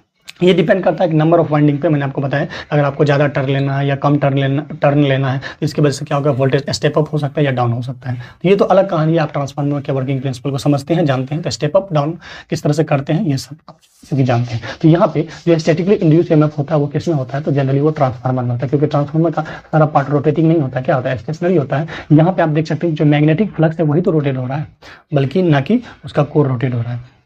आई होप आप समझे होंगे कि मैं क्या कहना चाह रहा हूँ। आप लिख सकते हैं एग्जाम इस तरह से। और आप लोग काफ़ी कहते हैं कि सर आप शॉर्ट्स में लिखाते हैं। देखिए मैं एग्जाम ओरिएंटेड ही लिखाता हूँ, अगर आप उतना ही लिखते हैं तो आपके एग्जाम में अच्छे मार्क होंगे। कहानी लिखने से, हिस्ट्री लिखने से आपके एग्जाम में मार्क नहीं आते हैं। मैं खुद एक्सपीरियंस को हर सेमेस्टर में टॉपर रहा हूँ, चाहे डिप्लोमा हो या बीटेक हो। इसलिए मैं कहता हूँ कि लिखने का जो प्रेजेंटेशन स्किल है वो अच्छा होना चाहिए। इसलिए आप मेरे नोट्स को हूबहू उतारिए, देखिएगा आप जो पहले सेमेस्टर में जो मार्क लाते थे और अभी जो लाते हैं आप में इंप्रूवमेंट जरूर होगा। आइए समझते हैं। तो स्टैटिकली इंड्यूस ईएमएफ आप लिख सकते हैं कि इन दिस मेथड जो हमारा कंडक्टर होता है वो हमारा क्या होता है, स्टेशनरी होता है, और जो हमारा मैग्नेटिक फ्लक्स होता है या मैग्नेटिक फील्ड होता है, एमएफ का मतलब होता है मैग्नेटिक फ्लक्स या फील्ड, ये क्या होता है, हमारा चेंजिंग होता है। चलिए अब इसका डिराइव करेंगे। दो टाइप के यहाँ पे इंड्यूस ईएमएफ होंगे, एक होगा सेल्फ इंड्यूस, दूसरा होता है म्यूचुअल इंड्यूस। चलिए अब यहाँ पे देखेंगे हम सेल्फ इंड्यूस पहले, उसके बाद हम देखेंगे म्यूचुअल इंड्यूस ईएमएफ क्या होता है। तो यहाँ पे देखिए हमारा पहला है self induce EMF. Self induce EMF क्या होता है, तो सेल्फ इंड्यूस मतलब खुद के करंट के वजह से खुद में जो फ्लक्स लिंकेज होता है उसको बोलते हैं सेल्फ इंड्यूस ईएमएफ। लेकिन जैसे मान लीजिए हमारे पास एक मैग्नेटिक सर्किट है, इसमें जो भी करंट देंगे इसी की वजह से जो फ्लक्स इसी में लिंकेज होगा तो उसको बोलेंगे हम सेल्फ इंड्यूस ईएमएफ। लेकिन मान लीजिए करंट दे रहे हैं इसमें और इसमें जो फ्लक्स सेटअप हो रहा है उसके वजह से, मान लीजिए ये हमारा एक मैग्नेटिक सर्किट है, एक ये मैग्नेटिक सर्किट है, अब इसमें मैंने करंट दिया, इसके वजह से क्या होगा, फ्लक्स इसमें सेटअप होगा और इसका जो कुछ फ्लक्स होगा अगर इसमें सेटअप हो गया तब हम उसको बोलेंगे म्यूचुअल इंड्यूस ईएमएफ। उसके वजह से जो हमारा ईएमएफ जनरेट होगा या वोल्टेज जनरेट होगा उसको हम बोलेंगे म्यूचुअल इंड्यूस ईएमएफ। यानी कि एक कॉइल की वजह से दूसरे कॉइल में जो फ्लक्स लिंकेज होता है और उसके वजह से जो हमारा ईएमएफ इंड्यूस होता है उसको हम बोलते हैं म्यूचुअल इंड्यूस ईएमएफ, और खुद के वजह से खुद में जो होता है तो उसको हम बोलते हैं self induce EMF. I hope आप समझे होंगे मैं क्या कहना चाह रहा हूँ। चलिए, तो सेल्फ इंड्यूस ईएमएफ की बात करें तो the induce EMF in the coil due to change of its own flux, उसके ऑन फ्लक्स, उसके खुद के फ्लक्स के वजह से जो इंड्यूस ईएमएफ होता है उसको हम क्या कहते हैं, सेल्फ इंड्यूस ईएमएफ कहते हैं। आइए इसको ड्राइव करके मैं आपको समझाने का प्रयास करता हूँ। तो आप यहाँ देख सकते हैं कि फिगर है हमारे पास, ठीक है, ये हमारे पास एक फिगर है, एक सर्किट दिया गया है मैग्नेटिक सर्किट, मैंने इसमें एक करंट आई दिया। अब करंट चूंकि आई दी है तो चूंकि यहाँ पे एक कॉइल है, ठीक है, सोलेनोइड टाइप से, कोर के टाइप से, तो यहाँ क्या होगा, एक मैग्नेटिक फ्लक्स क्रिएट होगा, जैसा कि आपको पता होगा कि, ठीक है, क्या होगा, यहाँ पे हमारा मैग्नेटिक फ्लक्स क्रिएट होगा, ठीक है। यही चीज़ें यहाँ पे आप देख सकते हैं लिखा हुआ है कि when a current change in A circuit. अब क्या होगा कि ये जो करंट हमारा, ये आईटी करंट है, वो अगर चेंज होगा तो उसके वजह से क्या होगा, जो मैग्नेटिक फ्लक्स लिंकेज है उस सर्किट में वो भी तो चेंज होगा। जैसे यहाँ पे आपसे समझिए कि हमारा एक मैग्नेटिक सर्किट है, ठीक है, ये हमारा क्या है, एक मैग्नेटिक सर्किट है, थोड़ा सा इरेज कर देते हैं, ठीक है, चलिए, ठीक है, ये हमारा क्या है, एक मैग्नेटिक सर्किट है, इसमें मैंने आईटी करंट दिया और इसके वजह से क्या होगा कि यहाँ पे एक मैग्नेटिक फ्लक्स सेटअप हो रहा है, क्योंकि यहाँ पे एक बाउंड कॉइल है जिसके वजह से यहाँ पे क्या होगा, मैग्नेटिक से फ्लक्स सेटअप होगा।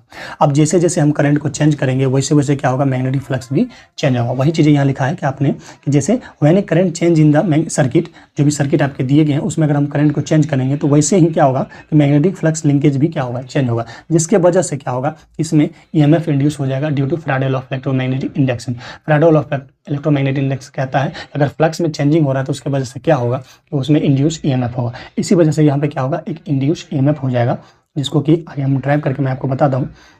इस हिसाब से आप ये कह सकते हैं कि जो इंड्यूस ईएमएफ होगा, ईएस का मतलब होता है स्टैटिकली इंड्यूस ईएमएफ। तो आई होप आप समझे होंगे, जब भी मैं आप ईएस कह रहा हूँ तो इसका मतलब है कि स्टैटिकली इंड्यूस ईएमएफ है। तो इसके वजह से क्या होगा, जैसे कि स्टैटिकली इंड्यूस किसके वजह से क्रिएट होगा, di/dt, मतलब जितना जैसे जैसे हम करंट को चेंज करेंगे वैसे वैसे क्या होगा, हमारा इंड्यूस ईएमएफ होते जाएगा। तो अब यहाँ से डायरेक्टली प्रोपोर्शनल हटता तो यहाँ पे क्या आ गया, एल आ गया। अब ये जो एल है वो है कोफिशिएंट ऑफ सेल्फ इंडक्टेंस। क्या मतलब होता है आगे देखेंगे, फिलहाल आप ये समझिए कि ये डायरेक्टली प्रोपोर्शनल हटने से क्या होगा, यहाँ पे एल आएगा, ठीक है। आई होप आप समझेंगे क्या मैं कहना चाह रहा हूँ, ठीक है। अब यहाँ पे देखिए, जैसा कि आपको मालूम है कि जो I बराबर होता है वो N/L होता है। ये सर कैसे हो गया, मैं आगे आपको मैं बताऊंगा, अभी जस्ट मैं आपको आगे बताऊंगा कि जो I बराबर क्या हो गया, N/L कैसे होगा, ठीक है। अभी बस देख लीजिए कैसे होता है। देखिए मैंने आपको ES इक्वल टू जो है LdI/dt कैसे हुआ ये मैंने आपको बताया। यहाँ से डायरेक्टली प्रोपोर्शनल हटेगा तो यहाँ पे L एक कांस्टेंट आएगा जिसको हम बोलेंगे कोफिशिएंट ऑफ सेल्फ इंडक्टेंस या सिर्फ सेल्फ इंडक्टेंस कह सकते हैं। अब यहाँ पे आपको एक चीज़ और मालूम होगा कि Faraday law of electromagnetic induction से जो ES होगा वो L/d/N/phi क्या हो जाएगा। देखिए जो हमारा ES होगा, जैसे कि आप देख सकते हैं यहाँ पे थोड़ा सा यहाँ पे जो है गड़बड़ हो गया, थोड़ा सा एक मिनट। यहाँ पे देखिए ये मैंने आपको बताया जो स्टैटिकली इंड्यूस ईएमएफ होगा वो करंट पे डिपेंड होगा। जितना ज़्यादा करंट चेंज होगा उतना ही ज़्यादा क्या होगा, स्टैटिकली इंड्यूस ईएमएफ होगा। और यहाँ से जो है हम एल को मतलब जो डायरेक्टली प्रोपोर्शनल को हटाएंगे तो यहाँ पे क्या हो जाएगा, एल आएगा। एक एल कांस्टेंट है जिसको हम कहते हैं कोफिशिएंट ऑफ सेल्फ इंडक्टेंस। अब क्या होगा, जैसा कि I इक्वल टू होता है N/L होता है। कैसे होता है आगे आप समझ जाइएगा, ठीक है। और यहाँ से अगर हम इस I का वैल्यू ये जो I है di है, इसमें जो I का वैल्यू ये अगर हम पुट करें तो देखिए आप ये आएगा, ठीक है। और इसको आप सॉल्व कीजिएगा तो ये L कैंसिल हो जाएगा, तो ये हमारा क्या हो जाएगा, N बाहर आ जाएगा। तो ये ES इक्वल टू क्या हो जाएगा, N हो जाएगा, d/phi क्या हो जाएगा, dt होगा, जिसको हम फैराडे लॉ ऑफ इलेक्ट्रोमैग्नेटिक में आप आई होप आप जानते होंगे, ठीक है। आइए देखिए आगे क्या मतलब हुआ। तो वही चीज़ें यहाँ पे लिखी गई है कि आप देखिए जैसे जैसे यहाँ पे क्या होगा, L कैंसिल होगा तो ये हमारा आ जाएगा ES यानी कि जो स्टैटिकली इंड्यूस ईएमएफ होगा वो N D phi by D T हो जाएगा। यहाँ पे ये जो माइनस साइन है, माइनस साइन ये बताता है, ये किसके वजह से आता है, लेंज लॉ के अकॉर्डिंग आता है। लेंज लॉ क्या आता है कि जो भी करंट, यानी कि जो भी करंट जिस भी करंट की वजह से प्रोड्यूस होता है वो उसी का क्या करता है, अपोज करता है। यही साइन बता रहा है ये जो इंड्यूस ईएमएफ होगा वो उसी करंट का अपोज करेगा जिसके वजह से क्या होगा, वो क्रिएट हुआ है। तो बस माइनस साइन, बस आपको यही मानना है। माइनस साइन इससे लेना देना कुछ नहीं है, अभी माइनस साइन मैं हटा के ही बात करूंगा। माइनस साइन बस इसलिए लिखा है कि वो लेंज लॉ के अकॉर्डिंग वहाँ आ जाता है कि जो भी इंड्यूस ईएमएफ होता है उस जिस भी करंट की वजह से वो उसी का ही क्या करता है, अपोज करता है। आई होप आप समझेंगे कि ये कैसे आया। तो आप यहाँ पे देख लीजिए इक्वेशन 1 और 2, यहाँ पे देखिए इक्वेशन 1 में ये लिखा गया है और इक्वेशन 2 में हमारा ये लिखा गया है। अब हम इक्वेशन 1 और 2 को लेकर यहाँ पे आप देख सकते हैं कि जो इक्वेशन 1 और 2 को जब आप कंपेरिजन कीजिएगा तो ये आपको निकल जाएगा L इक्वल टू हो जाएगा n फाई बाई आई। और मैंने आपको पिछले जो अभी स्लाइड में बताया था कि जो I को मैंने कैसे लिख दिया था, n फाई बाई एल। यहीं से वो लिखे थे कि चूंकि ये I अगर निकालेगा तो L यहाँ पे आ जाएगा और ये क्या हो जाएगा, n फाई बाई एल हो जाएगा। थोड़ा सा आप लॉजिकली लगाइएगा तो आपको समझ में आ जाएगा कि L इक्वल टू कैसे n फाई बाई आई आया। ठीक है, अब यहाँ पे देखिए जैसा कि आपको मालूम होगा मैग्नेटिक सर्किट का अगर आपने अध्ययन किया होगा, स्टडी किया होगा, तो जो फाई होता है वो क्या होता है, हमारा एमएमएफ बटा रिलक्टेंस होता है। और यहाँ पे जो एमएमएफ होता है वो क्या होता है, एनआई होता है। ये भी आपने पढ़ा होगा, number of turn into current. ठीक है, और जो रिलक्टेंस को दिखाते हैं वो एस से दिखाते हैं, ये भी आपको मालूम होगा।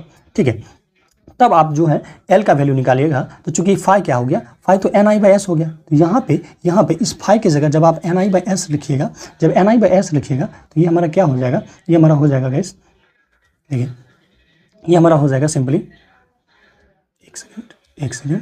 ठीक है, इसको थोड़ा सा हम इरेज कर देते हैं। ठीक है, ये देखिए ये जो हो जाएगा L N square by S हो जाएगा। और जो एस होता है ये आई होप जो एस जो होता है हमारा रिलेक्टेंस जो होता है आपको पता होगा, एल बाय क्या होता है, ए यानी कि area, cross sectional area into mu not mu R. Mu not का मतलब होता है एब्सोल्यूट परमेबिलिटी ऑफ एयर और वैक्यूम, और जो म्यू आर होता है उसका वैल्यू, उसका मतलब होता है relative permeability of material, that material. जो भी आप मटेरियल यूज कीजिएगा, जैसे आप एयर यूज कीजिएगा तब तो उसका जो रिलेटिव परमेबिलिटी होगा वो 1 होगा। और जब आप अगर मान लीजिए दूसरा मटेरियल यूज कीजिएगा, आयरन का यूज कीजिएगा, अदर मटेरियल यूज कीजिएगा तो उसका अलग अलग होगा।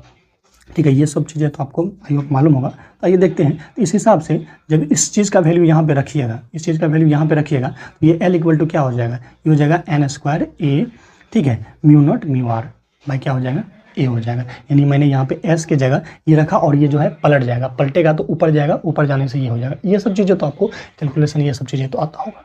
तो यहाँ देखिए एल का मतलब होता है सेल्फ इंडक्टेंस या कोफिशिएंट ऑफ सेल्फ इंडक्टेंस। ए का मतलब होता है cross sectional area of the coil या सोलेनॉइड। उसके बाद हम बात करते हैं जो म्यू नेट है, म्यू नॉट जो है वो हमारा एब्सोल्यूट परमिबिलिटी ऑफ एयर, इसका वैल्यू होता है 4 पाई गुना 10⁻⁷। ये न्यूमेरिकल में आएगा। अभी मैं आपको सेकंड वीडियो में जो है आपको न्यूमेरिकल करवाऊंगा, जो कि सेमेस्टर एग्जाम ओरिएंटेड न्यूमेरिकल होगी, जो एग्जाम में आता है, क्योंकि नेटवर्क थ्योरी है। तो नेटवर्क थ्योरी में लगभग ये मान के चलिए कि 60 से 70% न्यूमेरिकल ही पूछेंगे, 30% ही थ्योरी पूछेंगे। म्यू आर का जो मतलब होता है वो रिलेटिव परमिबिलिटी ऑफ मटेरियल होता है, और एल जो होता है लेंथ ऑफ क्या होता है, कॉइल होता है। तो आइए आगे देखते हैं। ठीक है, आगे हम बात करते हैं। अब हमारा है mutually induce EMF. I hope आप समझे होंगे कि सेल्फ इंड्यूस ईएमएफ क्या होता है। अब हम देखेंगे म्यूचुअली इंड्यूस ईएमएफ, यानी कि एक कॉइल की वजह से अगर दूसरे कॉइल में फ्लक्स लिंकेज हो रहा है, उसके वजह से जो वोल्टेज या ईएमएफ इंड्यूस हो रहा है उसको हम बोलते हैं म्यूचुअली इंड्यूस ईएमएफ। तो वही चीज़ें देखेंगे। इसमें क्या होता है कि the EMF induce in the coil 2 due to change of the flux produced by other neighboring coil 1 linking to it is called mutually induced EMF। अब देखिए जो भी डिफिनेशन है वो आप एग्जाम में लिख लीजिएगा, लेकिन समझा देते हैं मैं आपको समझा देता हूँ किस तरह से ये मैंने डिफिनेशन यहाँ पे लिखा है। देखिए हमारे पास ये कॉइल 1 है और ये हमारे पास कॉइल क्या है, 2 है। ठीक है, ये नंबर ऑफ टर्न N1 है और इसका नंबर ऑफ टर्न क्या है, N2 है। अब देखिए इसके खुद के वजह से यहाँ जो फ्लक्स लिंक हो जा रहा है उसको मैंने कहा 511। खैर इसका यहाँ पे कोई मतलब नहीं, क्योंकि मैंने आपको सेल्फ इंड्यूस ईएमएफ पहले पढ़ा दिया। और यहाँ के इसके खुद के वजह से यहाँ जो फ्लक्स क्रिएट हो रहा है उसको बोलेंगे 522। ठीक है, लेकिन आप यहाँ देखिए जो 1 की वजह से, ये जो 1 का जो फ्लक्स है ये जो इसमें लिंक हो रहा है, क्या हो रहा है, 2 में लिंक हो रहा है। यानी कॉइल 1 का जो फ्लक्स है, मैग्नेटिक फ्लक्स है, वो कॉइल 2 में लिंक हो रहा है, और जो कॉइल 2 का मैग्नेटिक फ्लक्स है वो 1 में लिंक हो रहा है। आप ये दोनों कह सकते हो। तो इसको हम कहेंगे म्यूचुअल फ्लक्स। क्या कहेंगे, म्यूचुअल फ्लक्स। और इस फ्लक्स के वजह से जो इंड्यूस ईएमएफ होता है उसी को हम कहते हैं म्यूचुअली इंड्यूस ईएमएफ। आइए समझते हैं। देखिए यहाँ पे एक चीज़ समझ लीजिए कि जब भी यहाँ पे ये लिखा हुआ है, जैसे यहाँ पे ये लिखा हुआ है गाइस कि भाई 521, तो तो 5 to 1 का क्या मतलब हुआ? 5 to 1 का मतलब होता है कि जो करंट हमारा, ये जो इसमें जो करंट जाएगा, देखिए पहले ये समझिए, ऐसे समझिए, 512 लिखा होगा। 512 का मतलब होता है मैग्नेट, ये जो कॉइल 1 का जो फ्लक्स है उसके वजह से क्या हो रहा है, उसके वजह से क्या हो रहा है, जो फ्लक्स लिंक हो रहा है 2 में। देखो 512 का मतलब ये हुआ कि फ्लक्स 51 किस में लिंक हो रहा है, 2 में लिंक हो रहा है, और 52 का मतलब होता है कि फ्लक्स जो 2 है, यानी कि दूसरे कॉइल का जो फ्लक्स है वो किस में लिंक हो रहा है, 1 में लिंक हो रहा है। ठीक है, अभी समझेंगे इसको डेरिवेशन से। ठीक है, चलिए डेरिवेशन देखते हैं इसका। इसको थोड़ा सा इरेज कर देते हैं पहले। ठीक है, इसको क्या करते हैं हम लोग, इरेज कर देते हैं। ठीक है, अब आगे बढ़ते हैं डेरिवेशन की तरफ। डेरिवेशन में देखिए क्या होगा कि जैसे जैसे आप जो है, जैसे when a current I1 flowing through coil 1, यानी कि कॉइल 1 में थोड़ा सा इसको छोटा कर देते हैं। जैसे देखिए यहाँ पे, चलिए यहाँ पे देखिए, जैसे ही आप इस सर्किट में क्या दीजिएगा, करंट दीजिएगा, करंट देने के कारण क्या होगा कि इसमें एक मैग्नेटिक फ्लक्स सेटअप होगा, मैग्नेटिक फ्लक्स सेटअप होगा। तो यहाँ लिखा होगा when current I1 flowing through coil 1 then it will setup a magnetic field और फ्लक्स, जिसको हम कहेंगे 511। ठीक है, और ये मान के चलते कि इसी फ्लक्स का कुछ जो पार्ट है वो क्या हो रहा है, 2 में लिंक हो रहा है, जिसका नाम हम दे दिए 512। क्या नाम दे दिए, 512, यानी कि 1 की वजह से क्या हो रहा है, 2 में फ्लक्स लिंकेज हो रहा है, जिसको बोलेंगे 512। अगर हम ये बोले कि 2 की वजह से 1 में हो रहा है तो उसको बोलेंगे 521, दोनों बराबर होगा। ठीक है, वही चीज़ है कि जैसे ही आप इसमें करंट देते हैं, करंट देने से क्या होता है कि यहाँ पे मैग्नेटिक फ्लक्स सेटअप होगा, और मैग्नेटिक फ्लक्स जो सेटअप होगा, यही कुछ मैग्नेटिक फ्लक्स जो होगा, ये जो मैग्नेटिक फ्लक्स होगा इसका कुछ पार्ट जो होगा सेकंड कॉइल में, यानी कि सेकंड कॉइल में लिंक हो जाएगा, और उसके वजह से इंड्यूस जो EMF होगा उसको हम बोलते हैं म्यूचुअली इंड्यूस EMF। ठीक है, चलिए तो आगे हम समझने का प्रयास करते हैं। तो वही चीज़ें नीचे में लिखा होगा। अब हम अगर हम बात करें जो हमारा 1 की वजह से 2 में जो इंड्यूस EMF हो रहा है, उसका अगर हम वैल्यू निकालने का प्रयास करेंगे तो उसको क्या लिखेंगे, EM2। EM का मतलब हुआ म्यूचुअली इंड्यूस EMF, M मतलब म्यूचुअली इंड्यूस, और E का मतलब हुआ EMF, और 2 मतलब ये हुआ कि हमने कॉइल 2 में म्यूचुअली इंड्यूस EMF निकाल रहे हैं। तो यहाँ पे क्या हो जाएगा, नंबर ऑफ टर्न यानी कि N2, और उसके बाद क्या हो जाएगा D512। D512 का मतलब होता है कि फ्लक्स 1 के कारण क्या हो रहा है, फ्लक्स 2 में क्या हो रहा है, लिंक, जो फ्लक्स 1 है वो क्या हो रहा है, 2 में लिंक हो रहा है, जिसको बोलेंगे 512, और वो क्या हो जाएगा, DT हो जाएगा। तो यहाँ से आपको ये भी मालूम होगा कि जो EM2 हो जाएगा वो डायरेक्टली क्या हो जाएगा, DI1/dt हो जाएगा, क्योंकि जैसा आपको मालूम होगा कि I जो होगा वो डायरेक्टली प्रोपोर्शनल होता है N2/1 के, यानी कि जो I होता है वो क्या होता है, डायरेक्टली प्रोपोर्शनल होता है N5, क्या उसका किसके, N5 के बराबर है। तो वही है I1 = क्या हो जाएगा, N2/5, क्योंकि यहाँ जो 512 करंट जो 512 फ्लक्स क्रिएट हो रहा है वो किसके वजह से हो रहा है, करंट I1 की वजह से, इसलिए यहाँ पे लिखे मैंने I1। तो आई होप समझे होंगे। देखिए यहाँ पे फिर से एक बार समझिए कि मैं क्या कहना चाह रहा हूँ। देखिए, चूँकि ये जो फ्लक्स मैंने कंसीडर किया है, जो 512 मैंने कंसीडर किया है, ये किसके वजह से करंट, किस करंट की वजह से हो रहा है, I1 के करंट की वजह से। तो इसीलिए मैंने यहाँ पे जो है देखिए क्या लिखा है, DI1 लिखा हुआ है। ठीक है, और यहाँ से जब ये डायरेक्टली पोर्शन हटता तो यहाँ पे क्या आ गया, M आ गया। तो EM2 का मतलब हुआ M, ये M है। ठीक है, ध्यान रखिएगा, ये M है, DI1/dt हो गया, और M का मतलब यहाँ पे हो गया कोफिशिएंट ऑफ म्यूचुअल इंडक्टेंस। अब यहाँ पे इक्वेशन 1 और 2 का जब आप कंपैरिजन कीजिएगा, जैसे कि आप देख लीजिए आगे, जब आप कंपैरिजन कीजिएगा तो देखिए यहाँ पे चूंकि EM2 और EM2 दोनों बराबर है, तो यानी ये वाला पार्ट और ये वाला पार्ट क्या होगा, बराबर होगा।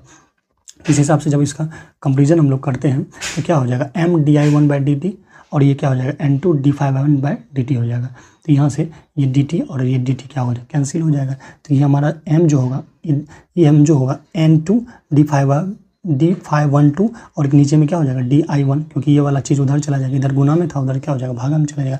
सिमिलरली इसी तरीके से आप ये भी कर सकते हैं कि करंट 2 यानी कि कॉइल 2 के वजह से जो है 1 में आप इंड्यूस EMF निकाल सकते हैं, जिसका ये हो जाएगा, तब यहाँ पे नंबर ऑफ टर्न जो होगा वो चेंज हो जाएगा। तो यहाँ N1 हो जाएगा, इधर N2 था, तो सिमिलरली आप ये भी निकाल सकते हैं। तो ये 521 हो जाएगा। 521 का मतलब होता है जो है करंट 2 के वजह से, यानी कि करंट 2 के वजह से उसमें जो मैग्नेटिक फ्लक्स सेटअप होगा, उसके वजह से जो कॉइल 1 में जो फ्लक्स लिंकेज होगा, उसके वजह से जो हमारा इंड्यूस EMF होगा, ठीक है, वो यहाँ पे निकाला गया। तो दोनों तरीके से आप एक निकाल लीजिए और दूसरा सिमिलरली लिख दीजिए, कम बन जाएगा।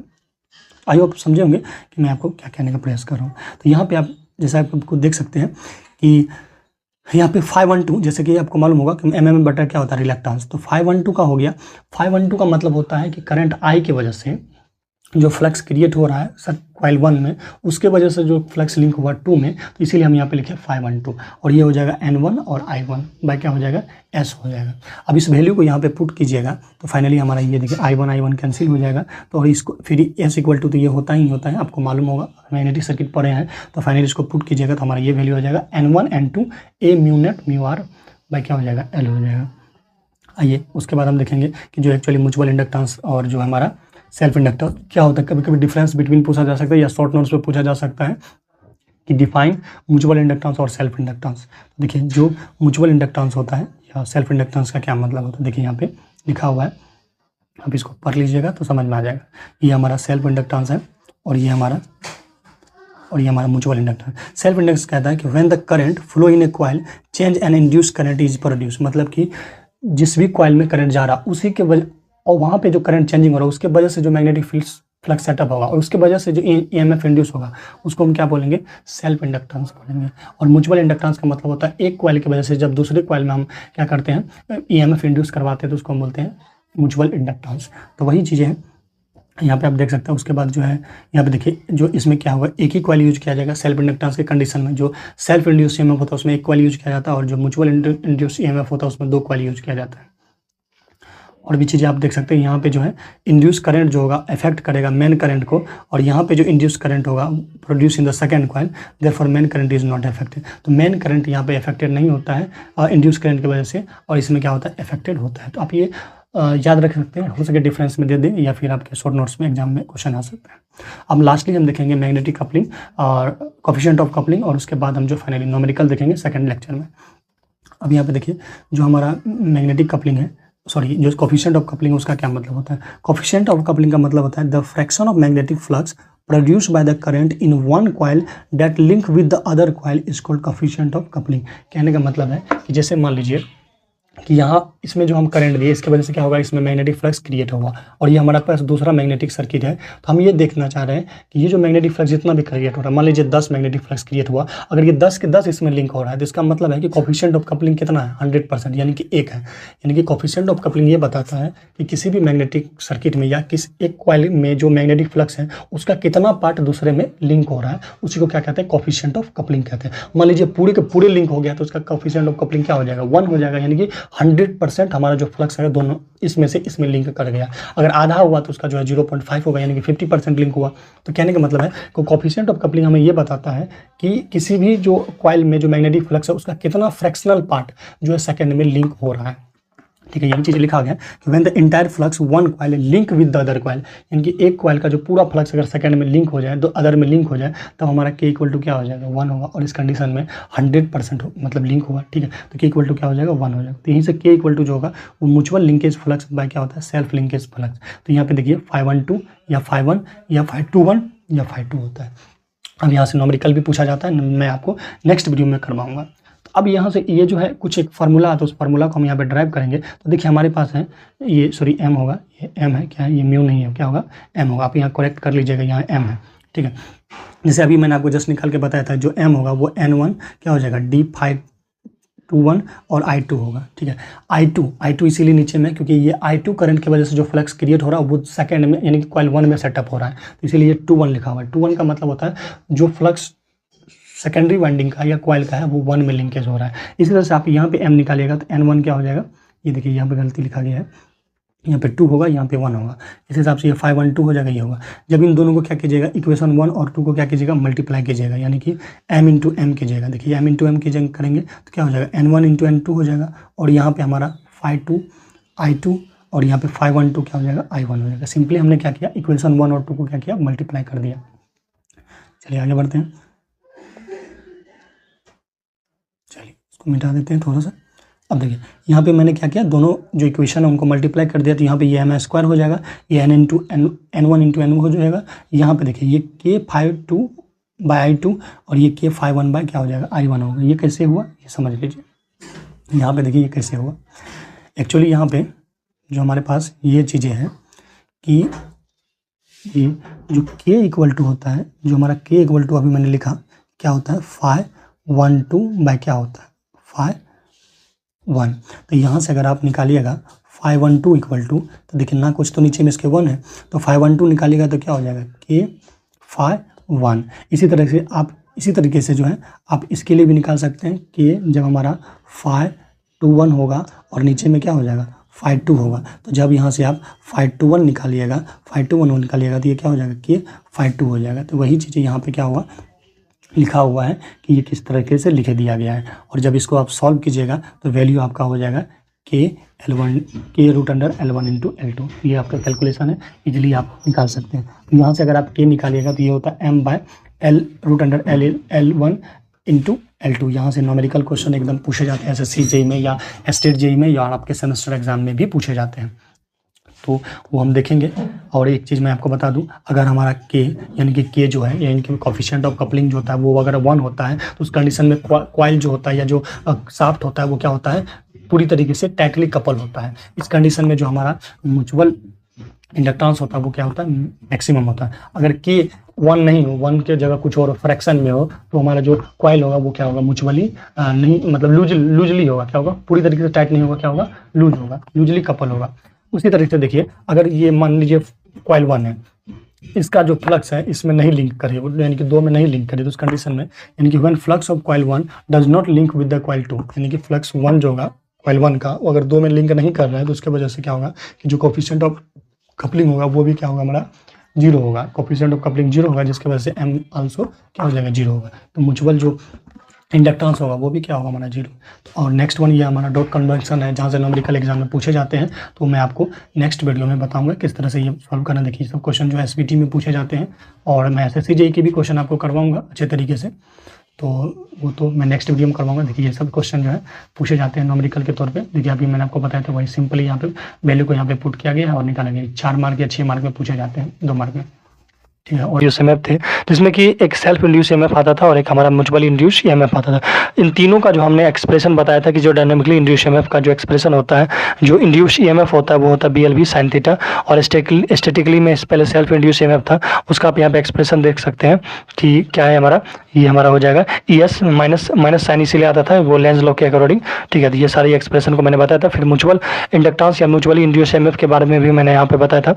और यहाँ पे देखिए m = N2 D 512 DI1 ये सब चीज़ें अच्छे तरीके से बताया था। पिछले लेक्चर अगर आपने नहीं देखा है तो उसको जाके देखिए। और अभी जो ये एक्सप्रेशन है अभी आप देख सकते हैं यहाँ जो ये एक्सप्रेशन है इससे रिलेटेड न्यूमेरिकल एग्जाम में क्वेश्चन पूछे जाते हैं, उसको भी देखेंगे। और एक जो हम आपको बताए थे डिफरेंस सेल्फ इंडक्टेंस और म्यूचुअल इंडक्टेंस में डिफरेंस भी बताया था, वो भी आप यहाँ पे देख सकते हैं। और उसके बाद हमारा कोफिशिएंट ऑफ कपलिंग और उससे रिलेटेड न्यूमेरिकल पूछे जाते हैं। तो ये फार्मूला आपको याद रखनी चाहिए, ठीक है। ये कि जो m = होता है क्या होता है के √L1 इंटू L2 होता है। यहीं से अगर आप के निकालिएगा तो ये हो जाएगा m/L1 into √L1 into L2 हो जाएगा।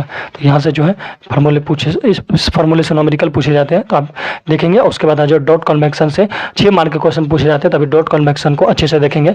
इससे पहले हम देख लेंगे उन फार्मूला को, जैसे कि एक फार्मूला हमारा इंडक्टेंस का हो गया, सेल्फ इंडक्टेंस का, और एक हो गया हमारा म्यूचुअल इंडक्टेंस का, और एक हो गया कोफिशिएंट ऑफ कपलिंग का। इन तीनों से भी एग्जाम में 4 मार्क के या 2 मार्क के क्वेश्चन या ऑब्जेक्टिव में क्वेश्चन पूछे जा सकते हैं। तो चलिए इसको देखते हैं। यहाँ पे देखिए न्यूमेरिकल है, सबसे पहला न्यूमेरिकल देखिए। सबसे पहले मैं आपको ऑब्जेक्टिव के तौर पे ही बताता हूँ। ये SSC जेईई 2018 में ये क्वेश्चन पूछा जा चुका है, आप देख सकते हैं। और इस PDF में जाके इसको प्रैक्टिस भी कर लीजिएगा, क्या है नहीं है, ठीक है। क्वेश्चन हमारा कि self inductance of 3 metre long air cored a solenoid, यानी कि एक सोलेनॉइड है जो कि एयर कोड है। जैसे ये सोलेनॉइड इस तरह से लपेटा हुआ रहेगा तो उसको हम सोलेनॉइड कहते हैं, ठीक है। जो भी डाटा दी गई है वो देख लीजिए क्या क्या दिया हुआ है। पहला देखिए 3 मीटर का लंबाई इसका 3 मीटर दिया गया है, और when the coil has 300 turn दिया गया है, और डाया भी दे दिया गया है कॉइल का 12 सेंटीमीटर। इस हिसाब से आपको क्या निकालना है, आपको निकालना है सेल्फ इंडक्टेंस यानी L का वैल्यू निकालना है। और L बराबर क्या होता है, ये फार्मूला होता है μ0 μr n²a/L होता है, ठीक है। μ0 का जो वैल्यू होता है वो होता है 4π 10⁻⁷, और जो μr हो जाएगा यहाँ पे रिलेटिव परमेबिलिटी जो होगा एयर का वो 1 होगा, ठीक है। जैसा कि आपको पता, क्योंकि यहाँ पे एयर की बात की गई है, एयर कोर है सोलेनॉइड, इसीलिए यहाँ पे होगा। और n² की बात करेंगे तो n² यानी कि जो नंबर ऑफ टर्न है वो 300 है, तो 300 का स्क्वायर हो जाएगा।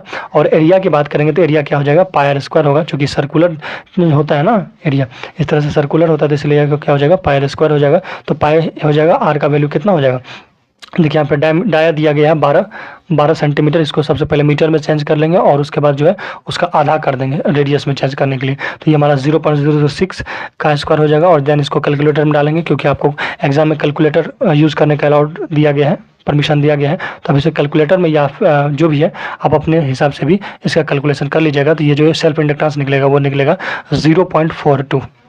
चलिए आगे बात करते हैं। दूसरा क्वेश्चन हमारा,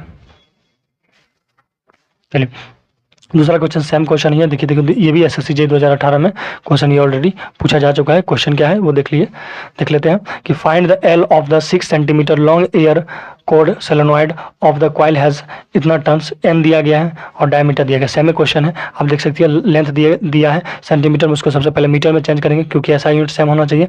नंबर ऑफ टर्न दिया गया, डायमीटर दिया गया है, ठीक है। उसके बाद हमने रेडियस निकाल दिया, रेडियस जो 2 हो जाएगा उसके बाद हम उसको फिर मीटर में चेंज कर लिए और इस फार्मूला पे उस वैल्यू को रखेंगे और हमारा वैल्यू जो भी है कैलकुलेटर में डालेंगे, उस हिसाब से हमारा जो वैल्यू है वो आ जाएगा ये एल जो सेल्फ इंडक्टेंस होगा ये। तो यहाँ से भी क्वेश्चन पूछे जाते हैं। नेक्स्ट वन आप देख सकते हैं, यहाँ पे भी वही क्वेश्चन है उसी टाइप का कि what will be the self inductance, यानी कि एल निकालना है of 2 metre long air cored solenoid of the diameter 25 centimetre has इतना टर्न्स। सेम क्वेश्चन है, बस इसमें वैल्यू को रखना है और ये हो जाएगा। चलिए नेक्स्ट क्वेश्चन है कि एक कॉइल है जिसमें कि जो है टर्न दिया गया है 600 टर्न दिया गया है और इसका रेजिस्टेंस, कहने का मतलब है कि एक कॉइल है जिसमें कि नंबर ऑफ टर्न्स की बात करें तो 600 है, नंबर ऑफ टर्न्स 600 है। और अगर बात करें इसमें जो टर्न्स है 600, उसका जो रेजिस्टेंस है जो आर है वो है 7 ओम। और अगर बात करें हम इंडक्टेंस की तो वो है 0.8 हेनरी, ठीक है।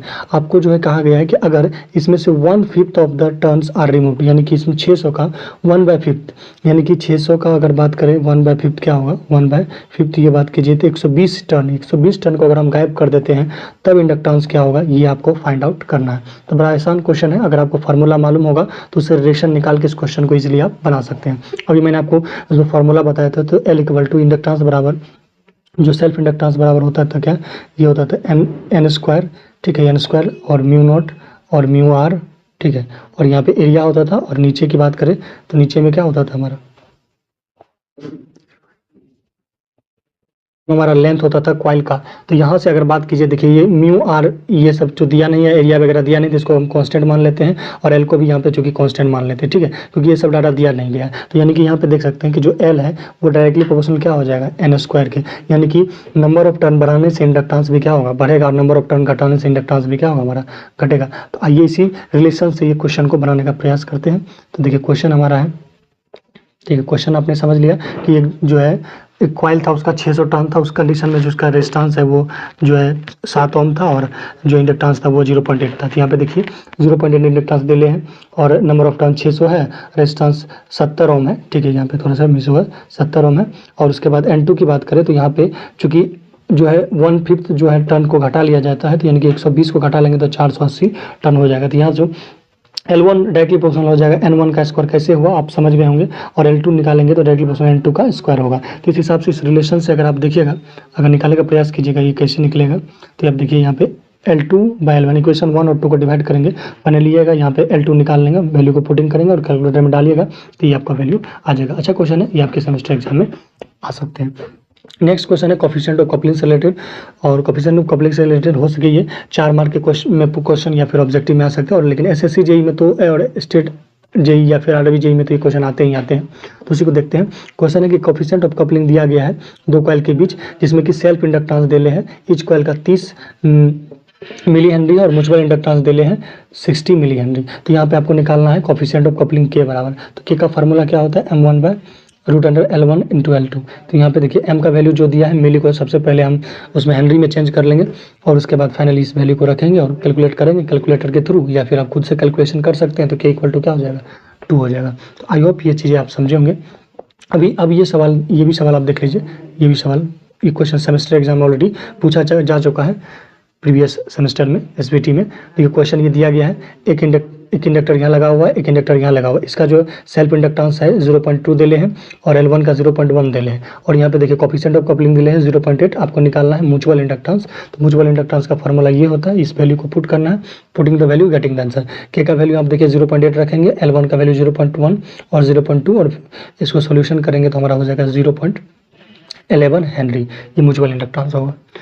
ठीक है। और अभी ये बात करते हैं डॉट कन्वेक्शन की। तो डॉट कन्वेक्शन से रिलेटेड सवाल आपके सेमेस्टर एग्जाम में पूछे जाते हैं, तो अभी इस क्वेश्चन को देखेंगे डॉट कन्वेंशन वाले। इससे पहले आपको थ्योरी समझना पड़ेगा और इससे रिलेटेड जो फॉर्मूले हैं ये फार्मूला को आपको ध्यान में रखना पड़ेगा, तभी जाके आपके डॉट कन्वेंशन से सवाल बनेंगे। तो आइए इसको समझते हैं। सबसे पहले डॉट कन्वेंशन क्या होता है और उसके डेरिवेशन को देखेंगे, चाहे वो सीरीज में कनेक्टेड हो या फिर पैरेलल में कनेक्टेड हो। नेक्स्ट है हमारा dot convention in coupled coil, यानी कि जो मैग्नेटिक कपलिंग होता है उसमें डॉट कन्वेंशन का क्या इंपॉर्टेंस है और डॉट कन्वेंशन एक्चुअली होता क्या है। देखिए, डॉट कन्वेंशन एक टेक्निक है जिसके थ्रू जो डॉटेड टर्मिनल में हम वोल्टेज पोलैरिटी निकालते हैं कि वोल्टेज की पोलैरिटी प्लस किधर होगी और माइनस किधर होगी।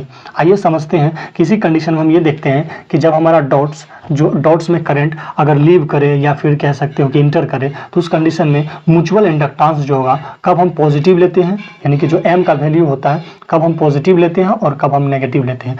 ये बहुत इंपॉर्टेंट हो जाता है न्यूमेरिकल पॉइंट ऑफ व्यू से, क्योंकि अभी आने वाले समय में अभी जो मैं आपको क्वेश्चन करवाऊंगा उसमें ये एम प्लस माइनस डिटर्मिनेशन करना बहुत ही ज़रूरी हो जाता है, अदरवाइज आपसे न्यूमेरिकल नहीं बनेंगे और आपके सेमेस्टर एग्जाम में या फिर जेईई के एग्जाम में ये गलती हो जाती है। इसे बड़ा ध्यान से सुनिएगा। ये डॉट कन्वेंशन के बिना न्यूमेरिकल नहीं बनेंगे, 6 मार्क में क्वेश्चन पूछे जाते हैं। चलिए हम केस 1 को कंसिडर करते हैं। सबसे पहले केस 1 और केस 2, ठीक है। यहाँ से दोनों को एक साथ देख लेते हैं। पहले हम सीरीज की बात करते हैं, ठीक है। पहले हम सीरीज की बात कर लेते हैं, क्या है तो पहले सीरीज की बात करें तो अगर देखिए सबसे पहले समझिए, यहाँ पे देखिए हमारा जो सीरीज कनेक्शन है कि हमारा ये 2 कॉइल यहाँ पे क्या है, कपल्ड है। यहाँ पे भी देख सकते हैं 2 कॉइल कपल्ड है। दोनों कंडीशन को देखेंगे आराम से, ठीक है। और यहाँ पे देखिए कि यदि हमारा करंट लिखा हुआ है कि when the currents through the each of the mutually coupled coil is going away from the dot या towards the dot, then mutual inductance M is positive। और यहाँ पे देखिए when the current through the coil is leaving the dot और coil 1 और entering the coil 2 is called, then हमको M क्या लेना है, नेगेटिव लेना है। सिंपली लैंग्वेज में समझने का प्रयास कीजिए क्या कहने का मतलब है।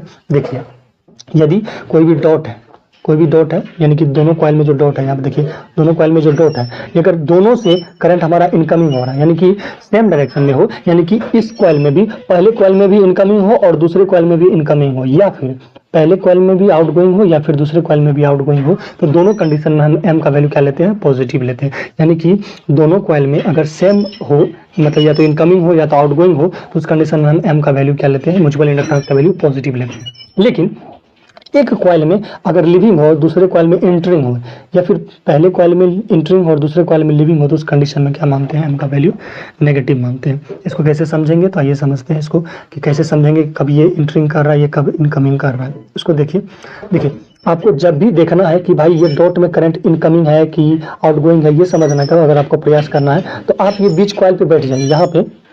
यहाँ पे जो है, यहाँ पे एज्यूम कीजिए खुद को कि बीच कॉइल में, यानी कि जो कॉइल का बिचला पार्ट है वहाँ पे चले जाइए और देखिए कि यहाँ से देखिए, अगर यहाँ से देखिएगा तो करंट क्या हो रहा है, इस डॉट में इंटरिंग कर रहा है।